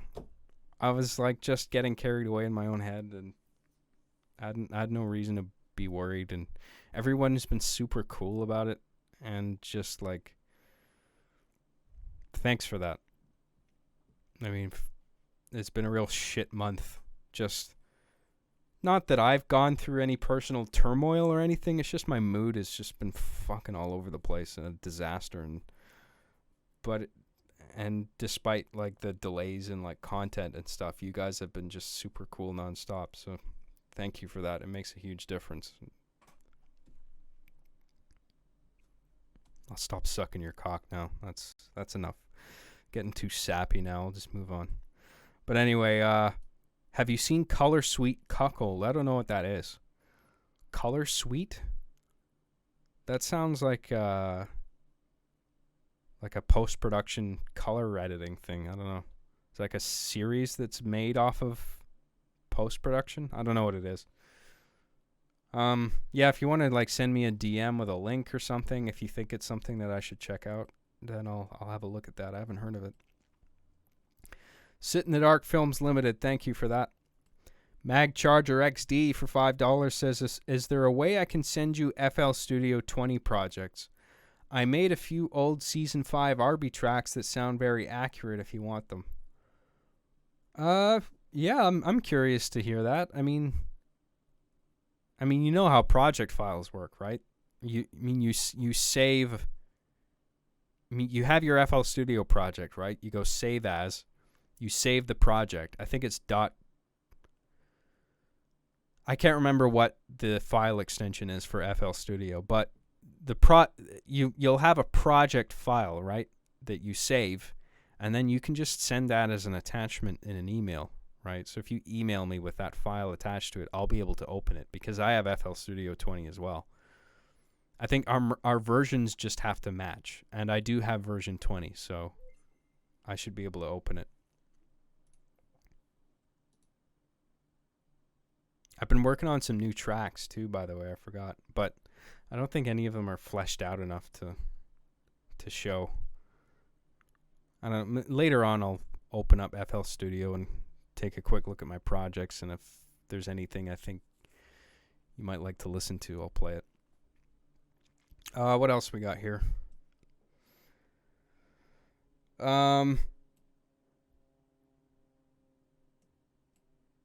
Sorry, I lost my spot.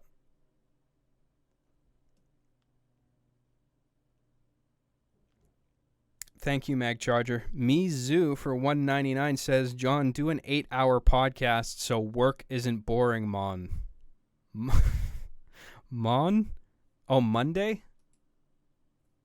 I don't know if I'll go for that long. I'll probably just finish off the chats and then I'll move on to the fan content. Jesse for $5, no comment. Thank you for that, Jesse. Lord Xanthar the Allen for $4.99 says, did you hear that Bernie Burns and Joel Heyman left Rooster Teeth? I didn't know. I wasn't aware of that until I was on EFAP. EFAP told me about it. And that's surprising. Because that whole main crew were really nice.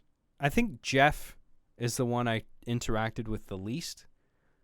I interacted plenty with Matt, Joel, and Bernie. And they were all super cool. So it's not, I don't feel like it's not really Rooster Teeth to me anymore. Definitely Bernie, but Joel as well. They're off doing their own thing. Yeah, I don't really know what's going on with Rooster Teeth. I mean, are they still making stuff? I mean, are they still now with Bernie, who's out of the picture? I mean, who's writing the Rooster Teeth episodes now, or Red versus Blue? I mean, do they have anybody writing? Is Gus still a part of the company? Bernie was Rooster Teeth, though.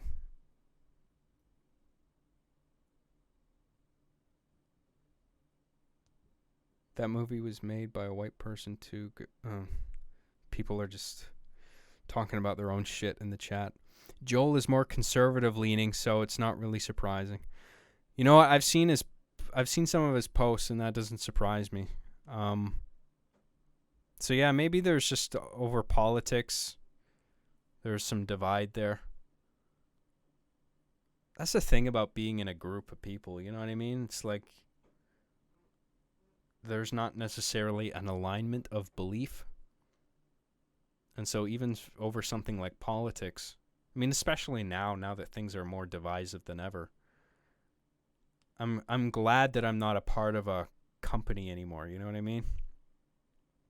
Like whether it's like a peer-to-peer relationship where you're all kind of like co-owners, even that, like if you aren't aligned on everything, it can be hard to like work together. I mean, it particularly in the realm of like content production, because it's like you're embedding the way you perceive the world in your writing, right? And you're putting out content, and not necessarily everybody sees the world the way you do, even though you're part of the same core team. So like, it's kind of a relief to be independent now, to be honest, because I don't have to worry about that. I don't have to worry about whether coworkers agree with my ideas.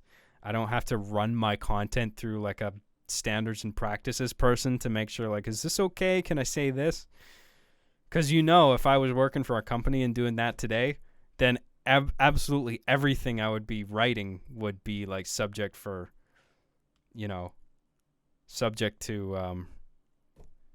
not revision, but just like a preliminary check where it's just like, is this okay? No. Is this okay? No. Can you rephrase this joke? Don't write this. Can you write this instead? Like, I would fucking hate that. So, you know what? It's just, I like being alone where if I screw up, it's my fault. If I do good, it's because of me. And, I am my own kind of checker. Like that's good and bad, obviously, because there's some benefit, obviously, to like bouncing your ideas off somebody. But I would hope that if I'm wrong about something, or if I make a joke that's like off color, or not necessarily just off color, but if I make a joke that's objectively like, you shouldn't have made that joke, this is really offensive and it's not even funny. Like if it's not funny, that's a bad joke. And I would hope that somebody would like call me out on that, and not just like I'm offended, just like actually explain like this is why that joke didn't work, and like it's not funny because this and this.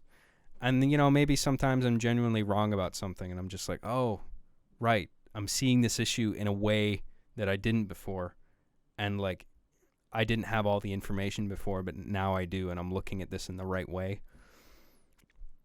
But I do put a lot of thought into my jokes, so that wouldn't happen often. But I'm willing to be called out. That's all I'm saying, And in lieu of not being a part of a team to bounce ideas off of, if anyone seriously objected to a joke that I made that just isn't funny at all, I welcome being called out on it. That's all I'm saying. Anyway, thank you, Lord Xanthar the Allen. Chris Das for $2 or 2 SGD. I don't know what that is. Says happy 4th of July, John. I'm not American, but that I respect your holiday, and that's cool, man. I hope you have a good day. I heard that's even a fucking issue now. Because it seems like there's this whole like American nationalism is not even okay anymore. People have a problem with that. I don't want to go as far as to say it's not okay, but I'm just saying there's a bunch of people out in the world right now who seriously object to America being a nation. It has nothing even to do with race. It's just like, if you are a country with borders and you hold values within that country, that is a bad thing. And I guess what they would say is that it's built on racism and white supremacy and all this stuff. And it's just like, how far back do you want to go with the atrocities?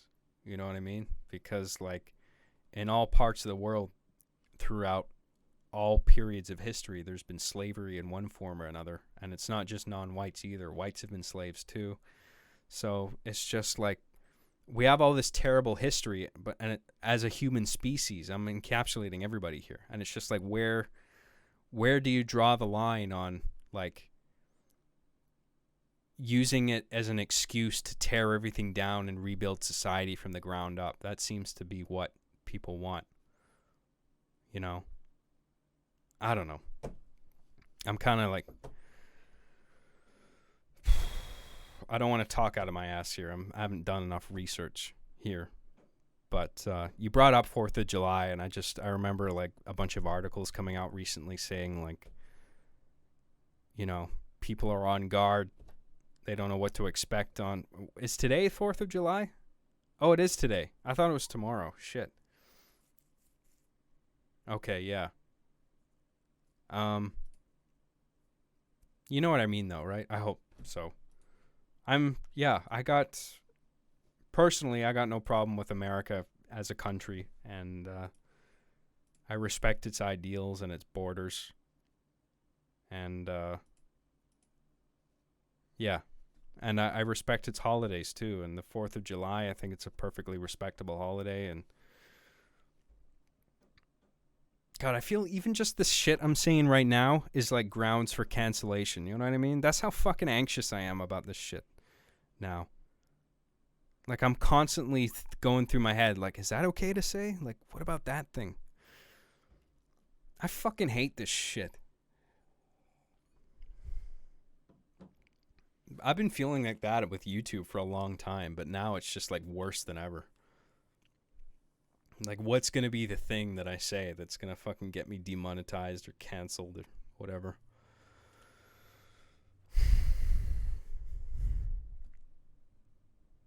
Relax, John. Happy 4th of July, Chris. I hope you I hope you had a good day today.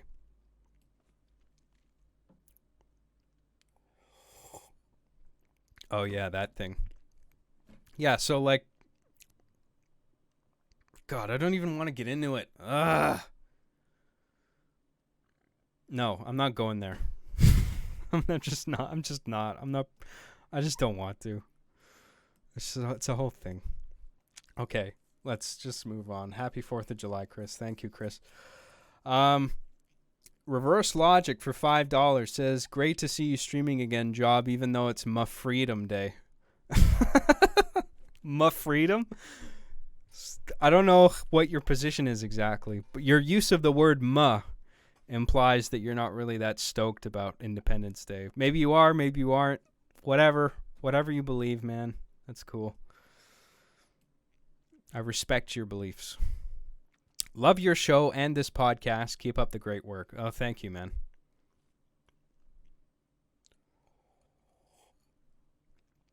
Much appreciated. Jarvis Godin for $5 says, yo, Job, isn't RB owned by Warner Brothers? Will it be on HBO Max? I don't think so. RB was owned by Machinima, and Warner Brothers did own Machinima, but Machinima no longer exists, and I never signed a contract personally with Warner Brothers, so no, I don't think RB and the Chief is owned by Warner Brothers. I think it has no owner, and I took advantage of that opportunity to just upload everything to my channel, so, and nobody's given me shit about it. Rooster Teeth, I know, took a bunch of stuff that used to be on Machinima and re-hosted it, but they haven't said anything to me, so I assume there's no problem. Yeah. Thanks, Jarvis. CB Gog for $5 says, hope you're doing better, John. Was awesome to see you on EFAP. Would love to see you as a regular guest. Thanks for streaming tonight. Oh, you're welcome, man. Thank you for tuning in, and I'm glad you're enjoying it. I had a great time on EFAP. I really did. That was great. I don't know if EFAP would have me on again. I mean, they said they would. They said they wouldn't have a problem with having me on again, but I don't know if like it's practical for like if they actually want to reach out to me and have me on again for whatever reason. But if they do ever want to, I'm more than happy to go back on, man. That was fucking cool. That was great company. It was great talking to them, and I loved they have a great audience. So I hope I can do that again. Maybe they if they do an EFAP on The Last of Us, maybe they'll have me on. I don't know, and I can make a defense for why I think it's a good game, and then everybody can laugh at me for what a raging stupid head that I am. I wanted to say the R word, but I'm trying to be less spicy now, I think, you know. I'd rather, like, I hate censoring myself, but it's just like I don't have to say the spicy gamer words. And I'll still use them in my show, like, because it's in a comedic, cinematic piece of work. Like, there's artistic context to it. But it's just like in my podcast, maybe I should just kind of not, you know, if I'm conscious of it, sometimes it'll slip out of my mouth and I don't, you know. But, you know, if I'm aware of it, then maybe I'll just, like, refrain from using those words because I don't need to. People call me a pussy. Yeah, I know. You're right. I'm caving to politically correct culture. That's what I'm doing. I don't know if I can think of a reason to actually use those words, and I'll use them, but there's just no. If there's a really funny usage for it, I suppose. But anyway.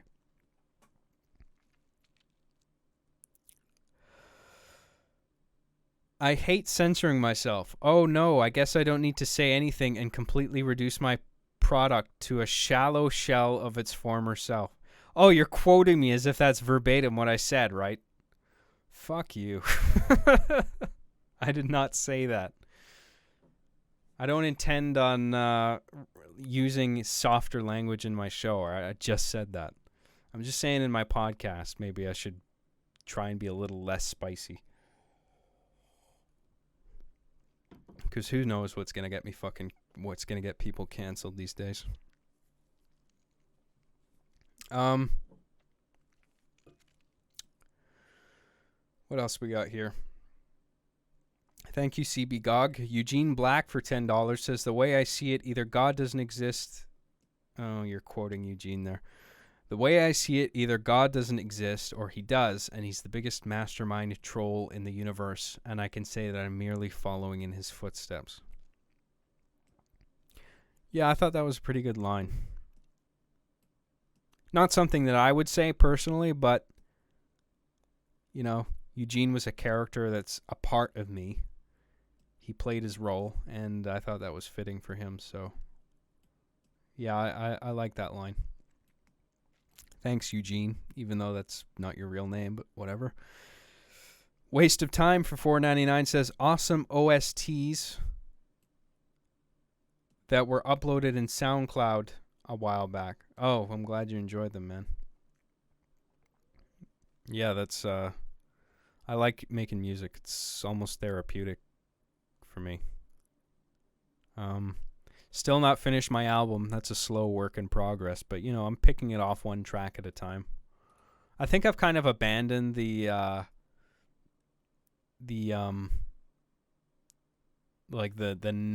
narrative frame of having each track named after a particular time of day. Because I heard somebody in the chat pointed out that somebody did that already, and I was like, fuck, okay. Well, but now I'm making tracks, and it's just like, I don't want to feel, whenever I'm making a new track, I don't want to feel tied to it having a particular feeling or something. It's like, well, the only track left to fill in is like 7 p.m. So I've got to make a track that matches the emotional feeling of that time of day. And it's just, I don't want to be restricted by that. I want to just do whatever music track I feel like doing, you know? And then once I have a bunch of tracks, I can make an album out of that. So that's the plan right now. And maybe I still will do the time thing. I don't know. But the approach right now is different than it was. I'll just make tracks as I get inspiration, and I'll just do whatever whatever I feel like making. And then I'll make an album later on, like once I've got a pool of tracks to work with. Anyway, Waste of Time. Thank you. I'll go through my FL Studio projects a bit later, and I'll see if there's something I can play for you guys that I've been working on. It won't be that fleshed out, but, you know, it'll be something. Lord Xanthar the Allen for $49.99. Holy fucking shit. Says, hey, John, I just finished binge watching your how-to machinima series for the 11th time. Everything seemed up to date except for part 2, which covered tools and software. I think it'd be neat to give a commentary to part 2 and compare what you use now. Maybe I should just make a new tutorial thing. Like, not just do a updated commentary, but just like do another tutorial of like making machinima. Well, I guess what you're saying is the information is still relevant other than the software and hardware part. But I think, I don't know, maybe I could make it like a bite episode. I don't know. Make it like half bite episode and half kind of like a how-to on how to make movies. Like it could be a tutorial, but like the toys are hosting it and they're like narrating the process. And then Chief would, you know, chime in with jokes, and Arbiter would like be constantly setting it straight. Maybe, I don't know. I'm just kicking ideas around. But yeah, maybe I'll just do another one of those. I'll think about it. I'll tell you what I use now, though. I mean, back then, I think what I listed as hardware and software was Pinnacle Studio. Like, so Pinnacle Studio hardware and software came in like one package. So you would get the Pinnacle Studio hardware, and it would come with a disc with the software on it. And it was terrible. It was really terrible. It was like the program kept crashing. It was an RCA connection. It wasn't HDMI. So this was pre-HD filmmaking, right? But now I use what do I use to capture? I used an Elgato like this 60 FPS. I can't remember. It has a model number, but I can't remember what it is. But it's their external capture card, and it's a great piece of software. And I use that to capture game footage. And then I use Adobe Premiere to edit. I have a subscription to the Adobe suite of applications. So Elgato external for HD60. That's right, Sonic Head. Thanks. That's the model number of the capture card that I use. And then I use Adobe Premiere to edit all my stuff. But thank you very much, Lord Xanthar. That's very generous of you, dude. It's quite the super chat there. Travis for $5 says, I miss your smell. I tried to replicate it with alcohol, gamer, and children's tears, but it didn't work. My smell? Are you smelling me over my podcast? Weird. Thank you, Travis. William Snyder for $1.99 says, hey, John, you've come a long way. I'm proud of you. Thank you, man. Yeah, certainly from machinima and all that. Now I'm independent. I mean, I haven't come a long way in terms of, like, I'm not working for a big movie studio or anything, but to be honest, I don't really want to. I like being my own boss. I like making content strictly on my own terms, you know what I mean?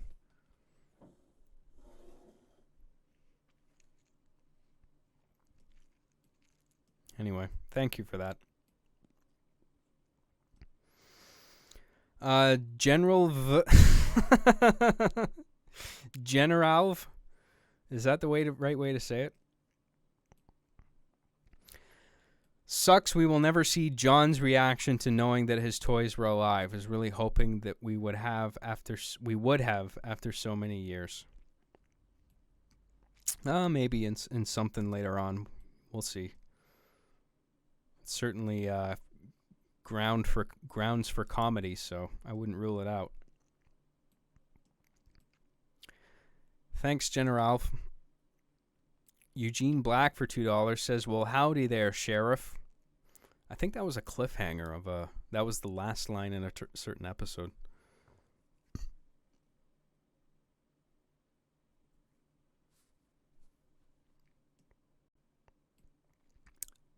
Thank you, man.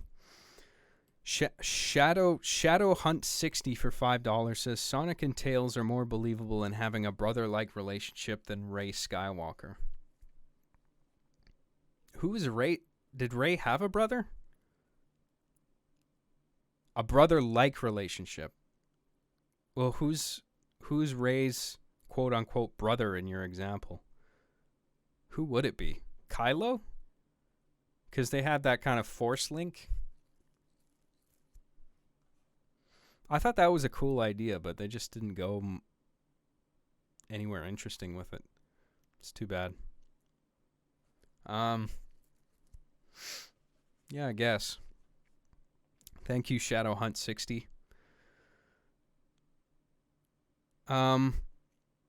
Chernobyl Pone for $9.99 says, I'm from Texas and they are fixing both fireworks and live rounds here. I'm having difficult time watching your super awesome podcast while it sounds like a battlefield war zone right now. They are firing both fireworks and live rounds here. So not even blanks, like you're talking about actual bullets from firearms. From Texas, yeah, I guess. They all got guns in Texas, don't they? I remember that from working with Rooster Teeth. I went down to Texas, and that was kind of... I don't object to gun ownership. It was just being a homely boy from up here in my Canadian igloo. Going down to Texas was a little bit of a culture shock for me, you know. Just seeing how commonplace guns were in relation. But anyway.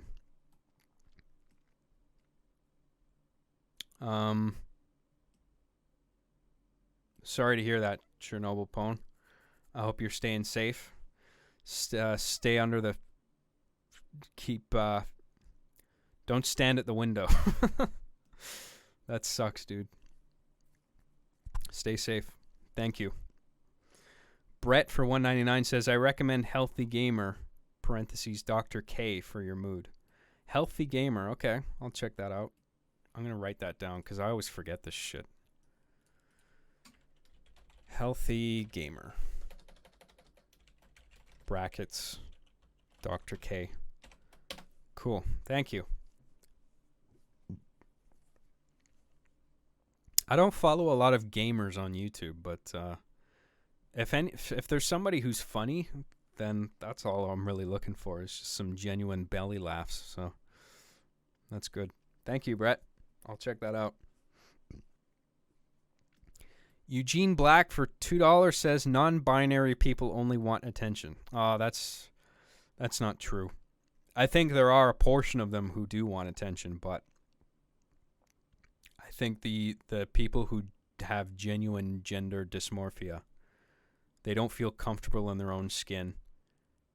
And they don't want to feel like they feel enough like an outsider already, and they don't want to hear that hurt. They don't want to feel that way from other people, you know? And I feel for them. That's a tough spot to be in. I don't envy that, like, at all. Like, that's tough. But I think there's definitely some projection that happens where they have personal dissatisfaction with being in their own skin, like feel like a sense of discomfort, and then they project that onto other people as if they have a problem with them when they actually don't. And I'm not saying that's the case every time. I'm just saying that happens. So, but I'm not going to paint them all with a broad brush and say they're all attention seekers. I don't think that's true. But I think a portion of people, sure. But there's but yeah.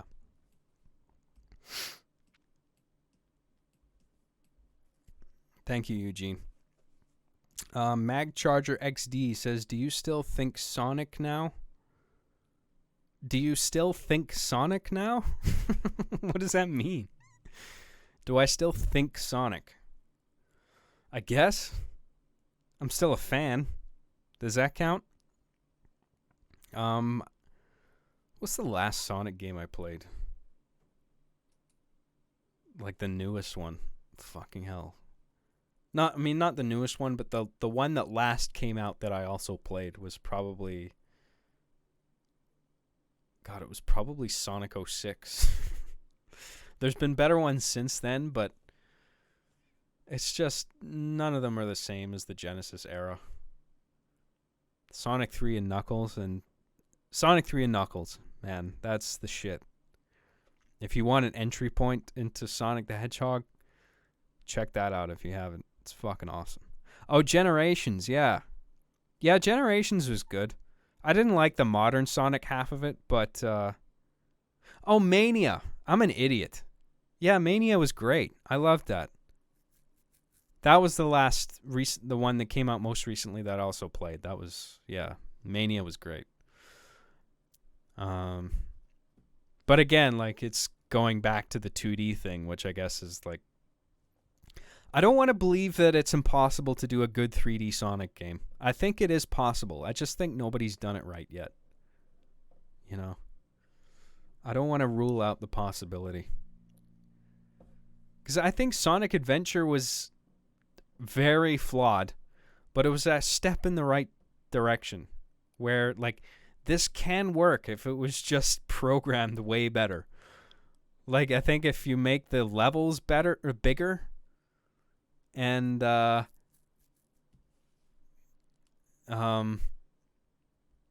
game is such a glitch bucket. I don't know, fucking hell, if it can be done well.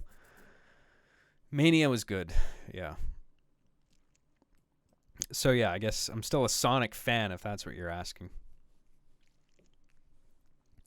Eugene Black for $10 says, hopefully those tools will get a clue should they try to cancel you. No matter how much time they report you every single time they'll be unapologetically screwed. Hopefully those tools will get a clue should they try to cancel you. No matter how much time they report you. How much time they report you? Do you mean how many times they report you? Every single time they'll be unapologetically screwed. Well, yeah, I certainly don't want to give the people on like the cancel, who are a part of the cancel culture army, I guess. I certainly wouldn't want to give them any ammunition to cancel my account or whatever. But I honestly feel like every joke I've made, I can make a justifiable case as to why the joke works, or at the very least, I shouldn't be canceled because it was in the honest pursuit of comedy. But anyway, I guess we'll see. Thank you, Eugene. Daniel Rockstar for $5 says, saw you in EFAP and really enjoyed your story. Started watching Arby and Chief again, this time in full. Stay awesome and safe, man. Thank you for that. I'm glad you enjoyed that. Yeah, I think that went down really well. It got a whole lot of likes, and I got a lot of positive feedback off of that. So I went great. Had a great time. Went great. People liked it. Bored some people, but it's unavoidable. I did my best. Brent Music for $5 says, you should check out Brett Weinstein's most recent podcast with Rogan. It's one of the best podcasts I've ever seen, and his Unity 2020 idea is great. I did watch that podcast. I know what you're talking about. The Unity 2020 thing, I'm a little foggy on. Maybe I kind of just glazed over that part of the podcast. I don't really remember it that well. Vaguely. But I agree. That was a great podcast. And that guy, he's been through some shit, that guy. I feel bad for him. Holy shit.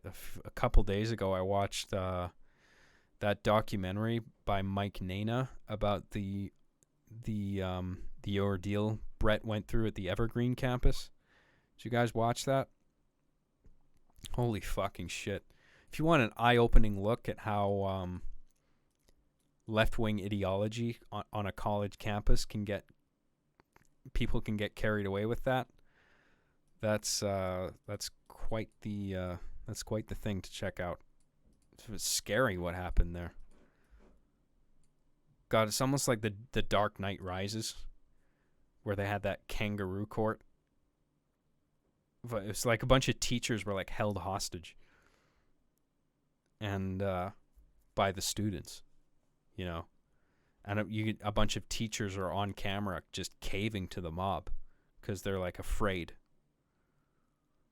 And it's just terrible what can happen, you know. It's one of those things that you watch and it makes you realize how fragile everything is. Just, you know, society in general, what holds us all together. Like if that social fabric deteriorates, things can get really ugly really fucking quick. It's freaky.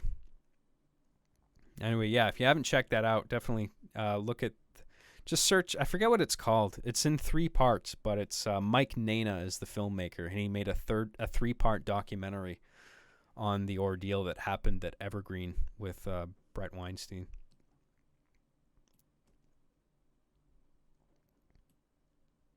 Kos for 50 sec. I forget what that currency is. I have a memory span of a goldfish. I'm sorry. Says, you ain't not taking my money on my watch. Here you go. Get pooped on. It's $5 like my Patreon tier. Oh, okay. Thank you for that, man. I really appreciate that.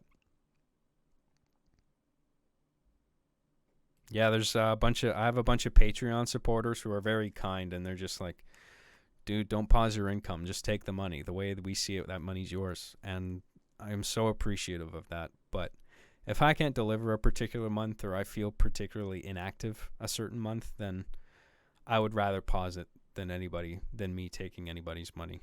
So I am a greedy capitalist. I do like money, but I like to earn it at the same time. So I'm pausing it for this month. Nobody's going to get charged between now and July 5th, and I'll put my new episode out this month probably. So yeah, So thank you, everybody, for your patience and generosity. I won a math debate for $5. Says, you heard about this upcoming movie about a white guy who goes back to a 1700 USA where W people, white I guess, are enslaved instead of B people. Wasn't that a TV show? I didn't know whether it was a movie or a TV show, but yeah, I heard about something like that.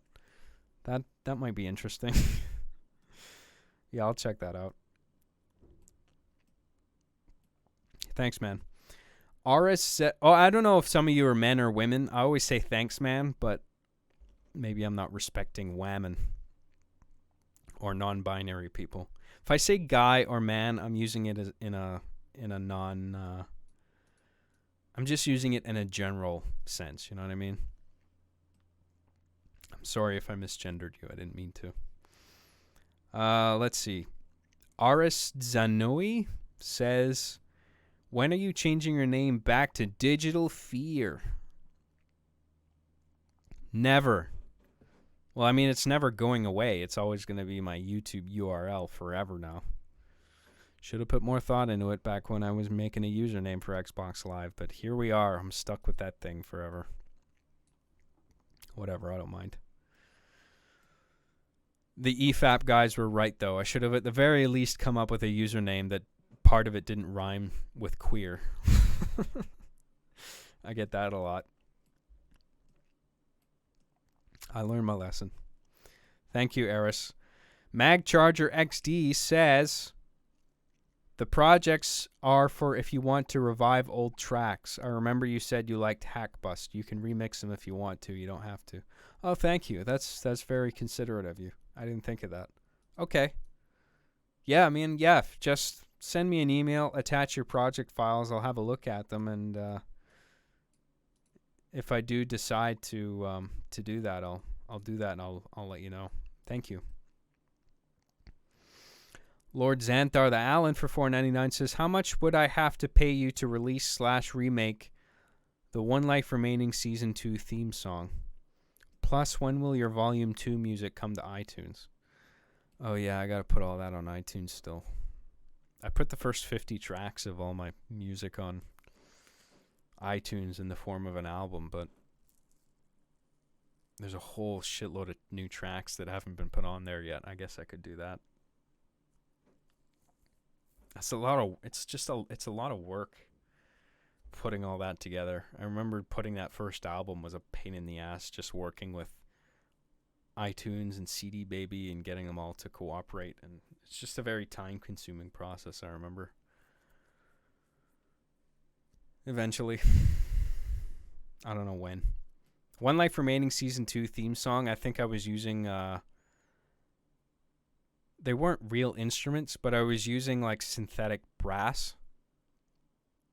And I don't have those instruments anymore. They're virtual synthetic instruments. Or whatever VST stands for, I can't remember. Virtual synthetic something. I was using certain instruments for One Life Remaining that I no longer have access to because I lost my all the instrument files were on disk, but you need a USB dongle to access them, and I didn't lose that thing, but I melted it. I forget what happened exactly. I think it got so hot that the plastic melted and the dongle stopped functioning. And that was like, the dongle was what got past the DRM on the instruments. Digital rights management, right? So it's like video games where you need to put in a key or in some form to like use the content. It was like that for these instrument files, and I can't access them anymore. So I wouldn't be able to recreate that theme accurately. It would sound a lot different anyway. I'm not really inclined to be honest. I guess that track was okay, but I don't know. I'm just not inclined to do that in particular. Sorry. But thanks, Xanthar. I really appreciate it, man. Cricket Bandit for $5 says, is Ghost of Tsushima going to be good? Tsushima? Tsushima doesn't sound right because it just sounds like sushi. I think the T might be silent though. I don't know. I don't know if it's gonna be good. Maybe. It looked a little too. I thought it was gonna be like more of a straight up scary survival horror game, but it doesn't. It doesn't look like that. It looks a little bit campy. I saw it. I can't remember where I saw it. I think it was the Sony's PS5 reveal stream.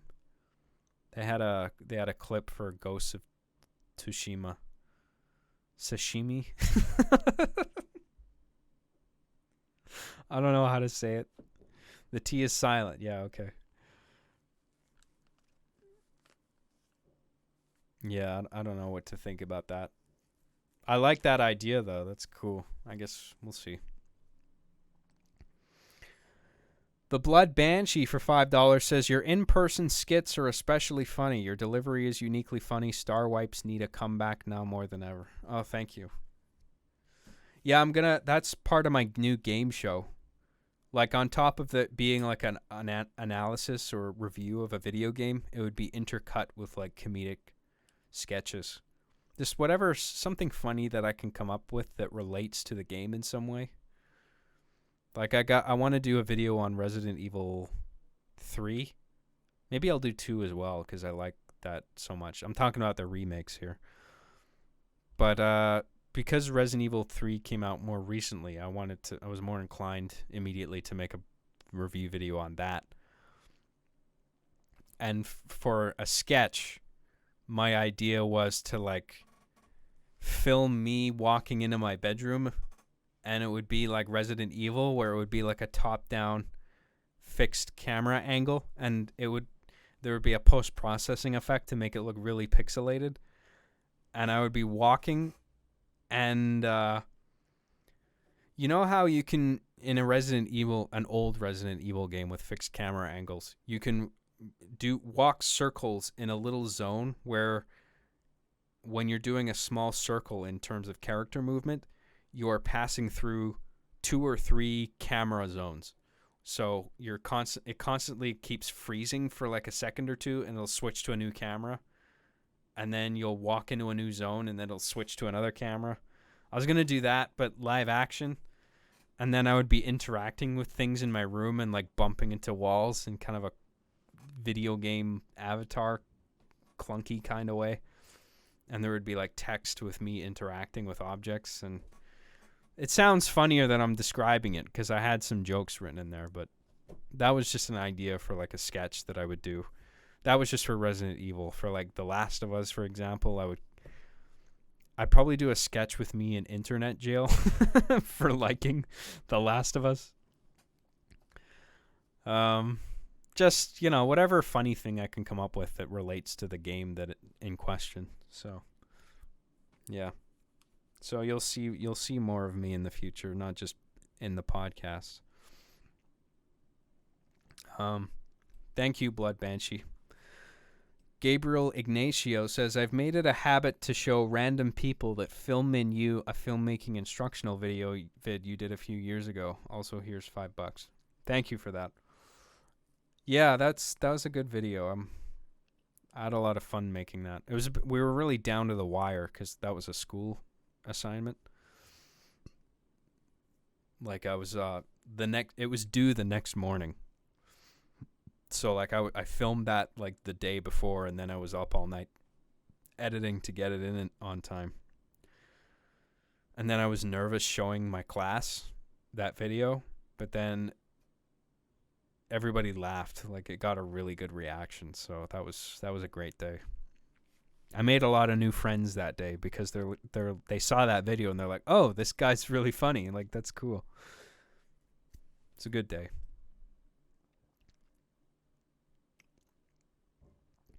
Eugene Black for $5 says, is there a difference between Adobe Premiere CC and CS6?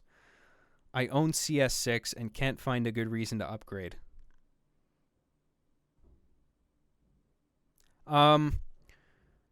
There's some advanced features that involve like video tracking, like tracking elements in a video clip. and like green screening, there's an effect called Ultra Key that I use. It's what I used for my Super Game Show intro, and it just, regardless of how unevenly lit my green screen was, it was one click and the entire green screen was gone. I didn't even have to do anything, because usually I had to apply it multiple times, because like I'd apply it once, right? But then because the green screen is unevenly lit, even just slightly, there will be darker parts of the green screen that aren't erased. And so I put another green screen or chroma key effect on it to get rid of the darker shade. And then maybe even a third effect gets laid on top of that to just to get rid of everything entirely. And then I have to play around with like the tolerance and the feathering and all that to make sure it looks just right. The new Ultra Key feature in the latest Premiere, just one click, it's done. Like, don't even have to fuck around with it. It's kind of amazing. It does it all like algorithmically, I guess. I don't know. But you know, maybe you won't get any use out of that. So I don't know. Maybe just in your case, sticking with CS6 is probably the way to go. I don't know what exactly you do with your copy. Like if you're just video editing and putting subtitles on things and like you're not doing anything fancy in terms of post-processing effects, then just stick with CS6. But if you do a bunch of post-processing and visual effects, if you're one of those people, then I would definitely just look into the features on CC as opposed to CS6 and look at what you can do in that exclusively and see if there's anything on that list that's like, oh, I could get a bunch of use out of that. So yeah. If you're a post-processing / VFX guy, definitely look into what CC could possibly do for you. It might be worth it. Thanks, Eugene. Tobias Edverson for $5 says, hey, John, have you watched Black Mirror? Just recently got into it. Some of those episodes are way too close to real life. Hope you're feeling better. Yeah, I'm feeling much better right now. That's a great show. Some episodes are better than others. It's a little inconsistent in that regard, I think. Like, you'll have really good episodes and then episodes that are just totally stupid. But I respect that a lot of the show is handled by just one guy. Like that guy, Charlie Brooker, I think his name is. He writes a lot of the episodes. That might be different now. I think it has like a writing staff that Charlie Brooker might not necessarily be a part of anymore. I can't remember. But that was part of the charm, you know? It's just like it all comes from one guy. Some episodes are really good. Some are retarded. Oops, I said the R word again. I didn't actually mean to, but sometimes it just slips out. Whatever. I said it. I own it. Yeah, it was okay. It's a good show overall. And I even enjoy the shitty episodes. I like that kind of thematic dread of just like in the first 5 minutes of an episode, you can tell where an episode is going, and you're just like, oh my God, this is a terrible idea. And then you're watching the episode unfold like, oh my God, they're doing it. They're doing the bad idea. And I'm kind of enjoying it every step of the way. I'm just like, this is great. This is such a terrible satirical idea. It's a terrible idea, but that's kind of the satirical angle of it. It's just like, what if this were true? What if people did this obviously ridiculous thing? Like that episode where like this parent loses her little girl on a playground, and then ever since that, because of that moment in their history, she installs this experimental technology in her little girl where it records everything that she sees. And so eventually, eventually there's going to be a point in the story where like she's grown up to be a teenager, right? And so the mother is watching the video feed of the first time she's having sex with a boy that she meets. And you can tell in the first 5 minutes of the episode that's where it's going. And it's just like, oh my God, the characters are really going to do that, but then you kind of enjoy it at the same time. It's just like, this is such a bad idea, but it makes for a really entertaining episode. So I love Black Mirror. for the good episodes and the bad episodes, you know, because they're all really interesting to some degree. God, there's this one episode where, like, people's memories are used as evidence in criminal cases, which is, like, such a terrible idea because human memory is so prone to, like, they can be messed with, you know, and things that you look back on didn't necessarily happen that way. There's a lot of factors that go into, like, messing with your memory of how things occurred. So you can't rely on that as evidence, right? But then at the very end of the episode, they use the memory of the hamster that was in the same room as the room that a crime took place in, and they're like, let's look at the hamster's memories and use that as as evidence. It was so dumb. Crocodile? Yeah, I think that's what it was called. I was laughing my ass off. That was like the very end of the episode. I thought that was so funny. And I was like, that's terrible. But I really enjoyed watching that because of its terribleness to a degree. So whether an episode is good or bad, it's a very enjoyable show to watch. Anyway. Thanks, Tobias. Jams for $2 says, Jobson, do a funny haha, please. Well, I hope I made you haha in this episode. But I hope I also made you See, that's my goal with my podcast or Arby and the Chief. Sure, a haha is good. But sometimes it's good to I want to make you I want to make you haha. Sometimes lol. Maybe even lamau. But if I even just make you haha, I'll take that. But in between the ha-has, sometimes I want you to go, Did you guys Did you guys haha and I hope you guys did both today. I hope the bite that I show you at the end of this will make you haha and also go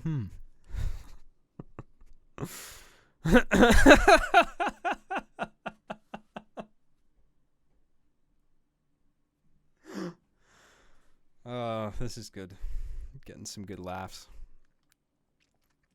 I do like a good belly laugh. Thank you, Jams. I don't know what you tell me to do a ha-ha. I don't know what to say other than some cringy kind of Jerry Seinfeld-esque routine like, what's the deal with airline peanuts? You can't get them open, first of all. Who are they trying to keep out of these things? It has to come organically.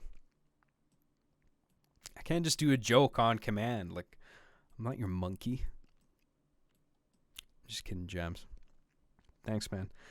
Kiro for $5 says, hi, Job. Happy belated Canada Day. Can you watch RB Retold and check the email I sent you? Also, I don't know if anyone mentioned it already, but we live in a society. Oh, they did. It's hard to forget that we live in a society. When did you send that email? Today? I guess today. I remember you emailed me a while ago. I can't remember what it was exactly. If it was artwork or just something. I can't remember. But RB Retold. Yeah, I'll watch that. I know that's my birthday thing, right? That's what my community made for me. So, yeah, I'll watch that before the stream's over. Thank you, Kiro. Decau says, can you do your famous death gurgle again? Do I have to do this every time? Isn't one enough? Can't you just record that one instance and then just save a fucking MP3, put it on your phone? Then you can listen to it anytime you want. But no, I have to do it uniquely every fucking time I do a stream.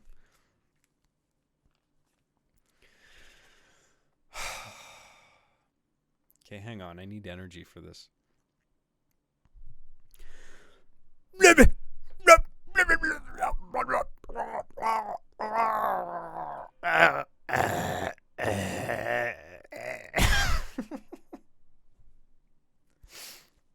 There you go. throat hurts. And my head hurts. Thanks for that. Straight out of South Park. Just watch South Park. You'll get the same thing. Thanks to Cow. Dalen Wynn for $15 says Back to the Future's 35th anniversary was yesterday. What do you think about the movie, Job? I see a lot of talk about its script specifically being good and would like to hear your thoughts. Love you, BB. Thanks a lot, man. I love that movie, dude. I think I like the first one the best. I like all three, but the first one definitely is the highlight. And it's a very clever script. I mean, structurally, it's flawless. I think it is. I mean, I'd have to watch it again. I'm kind of a little foggy on it. But structurally, you know, you set up the characters. Boom, he's back in the 50s. And then it builds up to a crisis where he's trying to get back to the present. And it works out in the end. And it's actually kind of clever, like with the clock tower and all that. Like, it all really works well. And the central emotional dilemma of, like, there's a very sweet relationship between his mom and him, but they're both the same age because he's traveled back in time. And she loves him, but she doesn't really understand why, because it's not a sexual attraction, but she loves him because he's her son, obviously, but he's from the future. So she's very confused as to why she's attracted to him the way she is. And I've never seen a movie do that before. That's a really interesting dynamic between two characters. So I always thought that was really cool. And then his dad's arc of kind of like he punches Biff in the end. Or is it Biff? I can't remember. No, Biff's like it's Biff, right? Biff dances with his mom and then he punches Biff. And I'm pretty sure it is, yeah. I don't think his mom was attracted to Biff, but Biff just kind of danced with her anyway. I think he was just trying to antagonize. What was his dad's name? Marty McFly is his name, obviously. Michael J. Fox, but then his father in the movie. I can't remember. Back to the Future, yeah, that's what I'm talking about. Somebody just asked a question about it. George McFly, right, yeah. Yeah, he had a good arc where he's just like this. It's almost like he's like a caricature of a nerd, where it's like nobody's that nerdy and socially awkward. Maybe there are people like that. I don't know. But a very kind of campy performance, but that's okay. The movie really worked. It's great. And I love the whole 50s aesthetic, and the music choice was perfect. You know, Mr. Sandman when he first goes back in time, and great A movie. I love it. And obviously the whole the dance sequence in the end. You remember that new sound you've been looking for? Listen to this. It's good. I gotta watch all of those again. Thank you, Dalen. One sad lad for $5 says, "Save the trees, eat more beaver." I never thought of it that way. Eat more beaver, everybody. Thanks, sad lad. One sad lad. Thank you for that.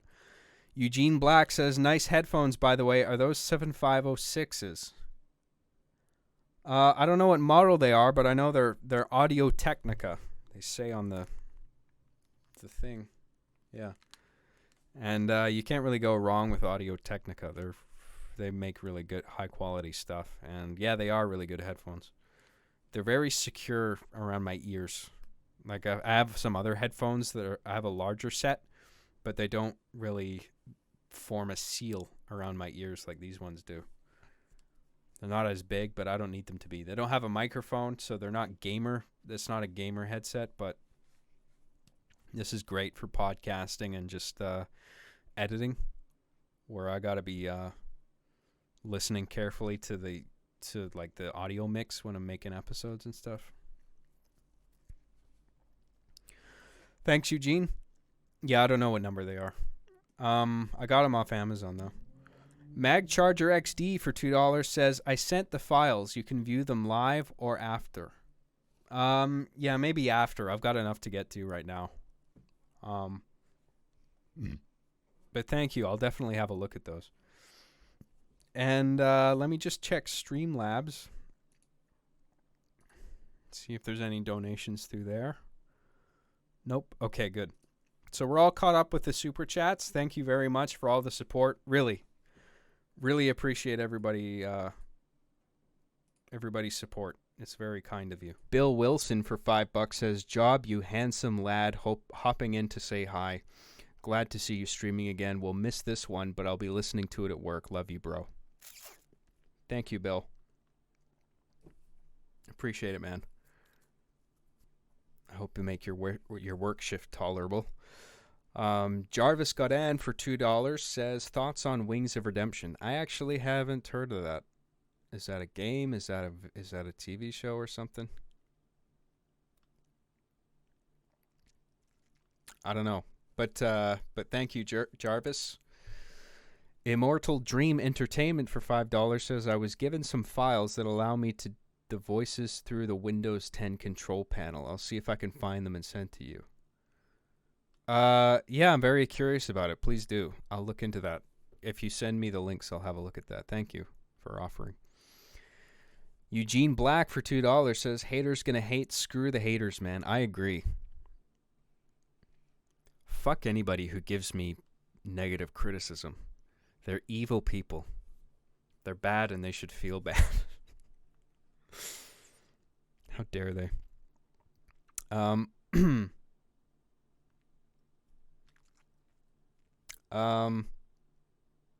Oh, Jack's here. Sorry, I just want to address this. Jack, before you go anywhere, is there anything in that game that I missed that's worth firing it up for? Like, can you think of something that doesn't involve laborious amounts of time farming penguins? Like, is there something I overlooked that's funny that we could go into in the game?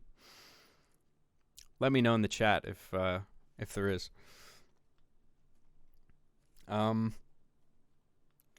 Decow U for $5 says, do you ever get one of those days where you want to be productive but end up doing nothing but write a sentence?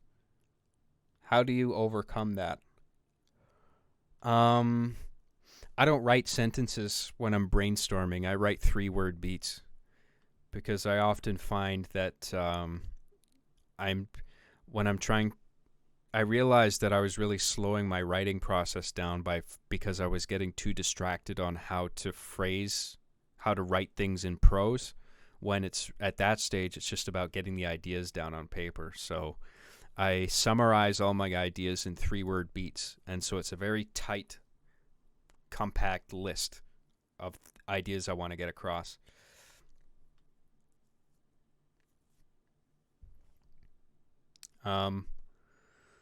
Sorry, Jack says, there is a fair bit more to the game. You can beat it in about 20 minutes if you know exactly what you're doing, but it should take around an hour otherwise. It might take even longer than that, honestly. Does it involve grinding penguins? Or do you think, is there a certain NPC that I should have talked to that I didn't? Or was there a path that I missed that's worth going down? Because if there's some more funny material, I'm willing to fire the game back up. Anyway.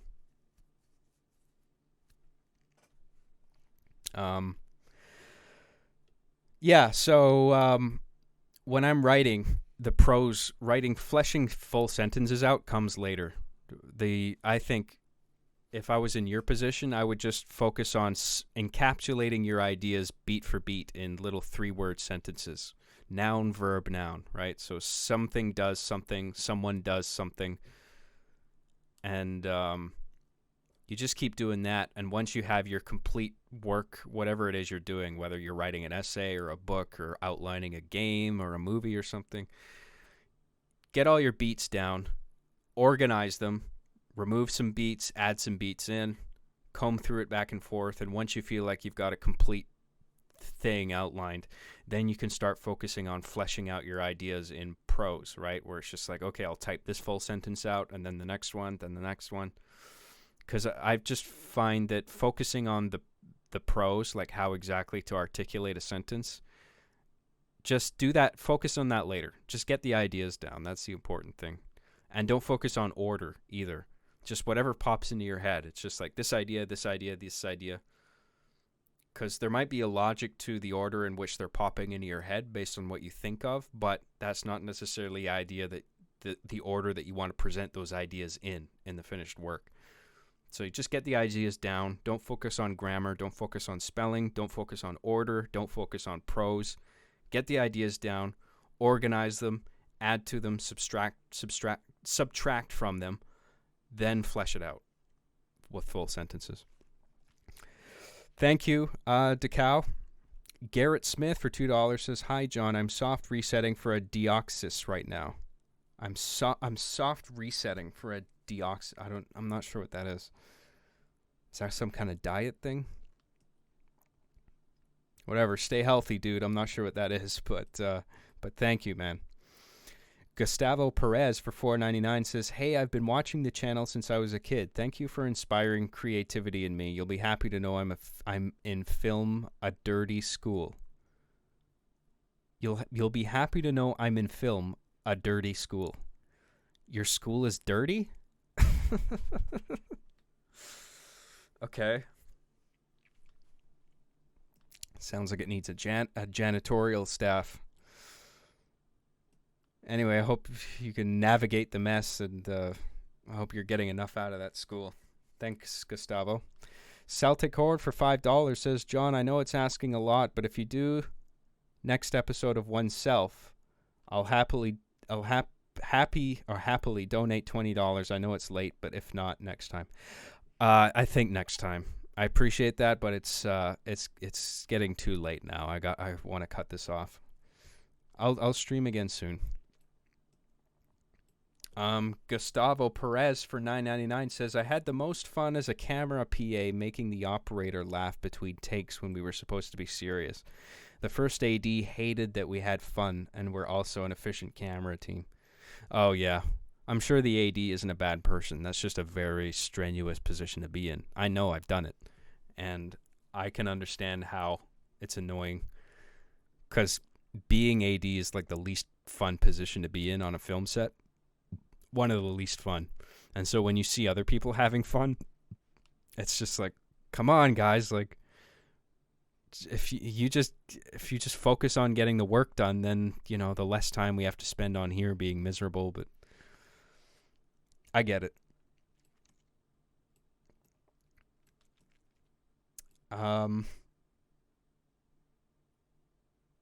Thanks, Gustavo. Jeremiah for $5 says, "How's that gaming show coming along?" It's good. I got all the graphics done. I got the intro done. I just got to stream some games, because I need to get some footage. So the idea is I'll live stream me playing a video game, get hours worth of footage of gameplay and me commentating on it. And once I have that, then I'll record some supplementary material, like me just in front of a camera talking about the game in retrospect, having already done a playthrough, right? And then do some sketches. It's like some comedic sketch to intercut with all the footage. And then I'll make an hour-long video out of that. Maybe less, maybe more. I don't know. But the idea is to make a long-form analysis/review/comedy show. Kind of like Half in the Bag, Sometimes there's 20-minute episodes. Sometimes there's 40-minute episodes. Sometimes it's over an hour. Just depends on the material that I end up extracting, right? So, anyway,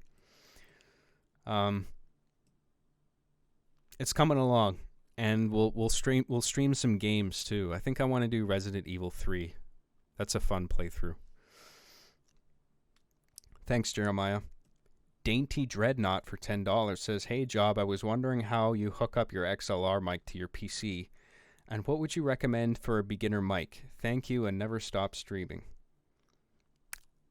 Just for you. I will never stop, never stopping. So this is an XLR microphone.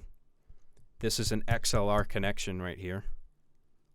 XLR is the standard for film sets. You'll see that a lot. And you get a much higher quality signal going through XLR rather than USB.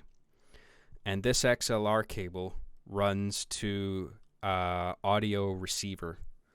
It's called, this one I'm using is called a Scarlett 2i2. And the reason it's got 2 in the name is because it has 2 XLR ports. So if I was doing a podcast and I had a second microphone for a guest, the second microphone would plug into the second port. But I don't use that. It's just for me and my microphone, right? So the XLR plugs into the receiver. It's called a Focusrite Scarlett 2i2. That's the one I use. There's different models, obviously, but just get any audio receiver that has an XLR port, and that transforms the audio signal to a USB signal. So on the other side of the audio receiver, there's a USB port. It's a USB, whatever the big one is called, USB-B. I can't remember exactly, but it's the same one that a lot of printers use, where it's kind of a bulky, kind of square-shaped USB port. That's on the flip side of it. So that plugs in on the back, and then that goes to my computer. Right. So if it was a USB microphone, it would plug right into the computer. But because this is XLR, the audio receiver is like the middleman. But you get a much higher quality sound through an XLR signal. What would you recommend for a beginner mic? If you just want something that sounds really good, but it's easy to work with, I would get one of those like Blue Yeti? Something like that. Whatever, the mic that Destiny uses. You know what I'm talking about? It's just like a desk-mounted USB microphone that's like, it'll do what you want. It sounds decent. I would recommend that, I think. If not, an XLR microphone. Thank you, Dainty. Garrett Smith for $2 says, will you look at super chats while doing so? Oh, I guess you were talking about the game. Yeah, I can't really do both. Thanks, Garrett. Adam K for $5 says, John, done any TV binging during these strange times? I'm still rewatching old seasons of Better Call Saul. Yeah, Better Call Saul is terrific. What else have I been watching? I've been watching Narcos Mexico. That's a great show. I'm on season 2, but I haven't finished it. I want to watch some more of that. Other than that, not a lot, really. There's a lot of crap on Netflix. Narcos Mexico is good, though. I'm not really watching anything else. I watch a lot of old Family Guy. I really like that show. It makes me laugh. And I don't have to pay too much attention to it. You know what I mean? It's just it's nice to have just in the background for like the occasional joke, and I can focus on work while I'm watching. Thank you, Adam. A Pale Soapstone for $1.99 says, make sure to level up poise early on. Was there an option for poise? I don't think that was one of the attributes. Jack Turner for $4.99. Oh, he's given me details on the game. Says, you've got to grind some penguins to beat Melted Chief, the developer. P.S. Love you, job. Jack Turner for $4.99. Oh, I'm sorry you're spending all this money to give me this info that I asked for. I would have gone back through just the regular chat to find it. You didn't have to do that, but thank you. I appreciate it. He says, thanks for playing a bit of it, job. It is on the r/JohnCJG subreddit for anyone interested. Okay, yeah, so you hear that? Anybody who wants to play the executable, if you go to my subreddit, r/JohnCJG, you'll find a download link there. Thank you for that, Jack. That was really thoughtful of you to make that game. I enjoyed that. That was funny. On a different day, I might fire it back up, and then I'll try grinding some penguins. And we'll see if we can get a little bit farther in it. It's too late tonight, though, but another day. Thank you, man. Mike Hunt for $2 says, John, you should put on Old Arby and the Chief. Yeah, I will. I want to do a commentary series on all the old episodes, but like I said, it's getting too late now. I've been streaming for a while, and not only has it been am I tired, but it is getting late and I don't want to be, I'm being too loud right now. So it's not a good time right now. I'll do it another day, but thank you, man. Celtic Horn for $5 says, John, if watch oneself, you can buy your roommates breakfast and they will love you. Episode 6. Not tonight. Another day, okay? I promise I'll watch more oneself. I'll do commentaries. Okay? Just not tonight. Thanks, man. Meow Meow Choco Chow for $1.99 says, John, oneself will inspire your soul. Oh, it already has, Meow Meow. It already has. Thanks, man. Tobias Edverson for 22 NOK says, have a good one, John. Love the bite. Good night. Oh, he's probably gone already, but thank you, man. Garrett Smith for $5 says, soft resetting is where you reset your Pokemon game for a shiny Pokemon. I'm at 3,900 right now. I got one earlier, but my Game Boy died and I lost it.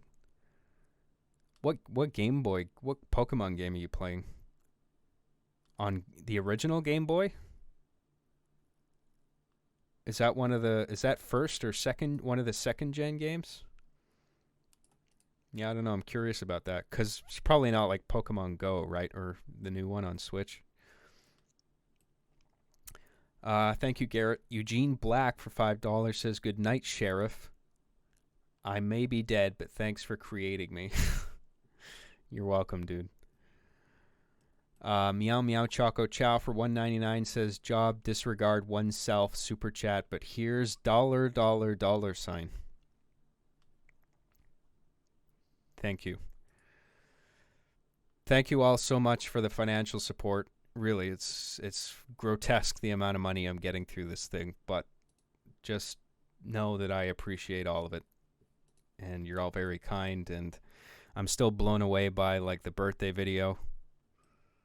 Oh, hang on. There's a thing in Streamlabs here. Jason D via Streamlabs for $2.71 says, I know you're a To Catch a Predator fan. Which Predator was your favorite?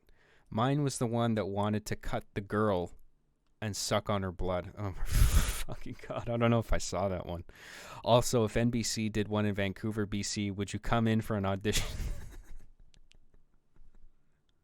Yeah, great.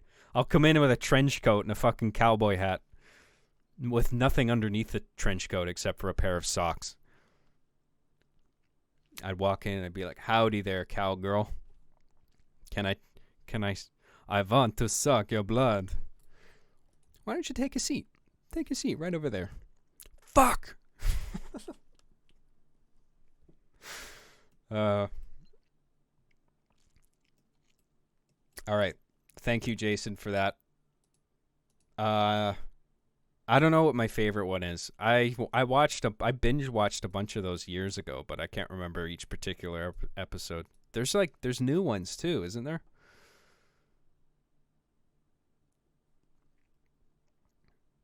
Oh, there's another one here from Ash Goosens for $5.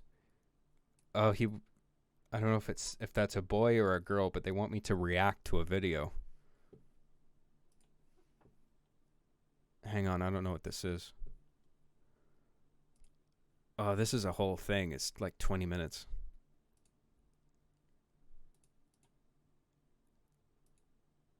Oh, this is like you can't hear or see this, but this is like it's like a 20-minute retrospect on my show, I guess, or maybe it's a review or something. I don't, is that, would people want me to watch me watch this? I feel like that's a little too self-aggrandizing. It's like, hey everybody, let's watch this video that's praising my show. I mean, I'm not shitting on the creator of this video. I'm very flattered that you would make a video about me. Whether you're praising it or it's a critique where you're pointing out the flaws or whatever. That's fine, but I don't know. Maybe if we do it, we'll save it for another day. Cause I don't want to do any more videos tonight. I'm gonna make a note of this, and then I'll I'll remember to do it another day. Okay, so I'll write your name down. And then we'll do that another day, okay? I don't know if you're still here, but I'll keep it in mind. And I appreciate you making that video. Thank you for that. Oh boy. Garrett Smith for $2 says, I'm soft resetting 3 Gen 3 Fire Red games. 3 Gen 3 Fire Red games. Okay, yeah. So that was Game Boy Advance, wasn't it? That's like Fire Red and whatever the blue one was. Those are like the Game Boy Advance remakes of the... Was second gen Game Boy Color? Or is the Game Boy Red and Blue and the Game Boy Color Red and Blue, are they all first gen? I don't fucking know. Whatever, that's cool, man. Fire Red's a good game.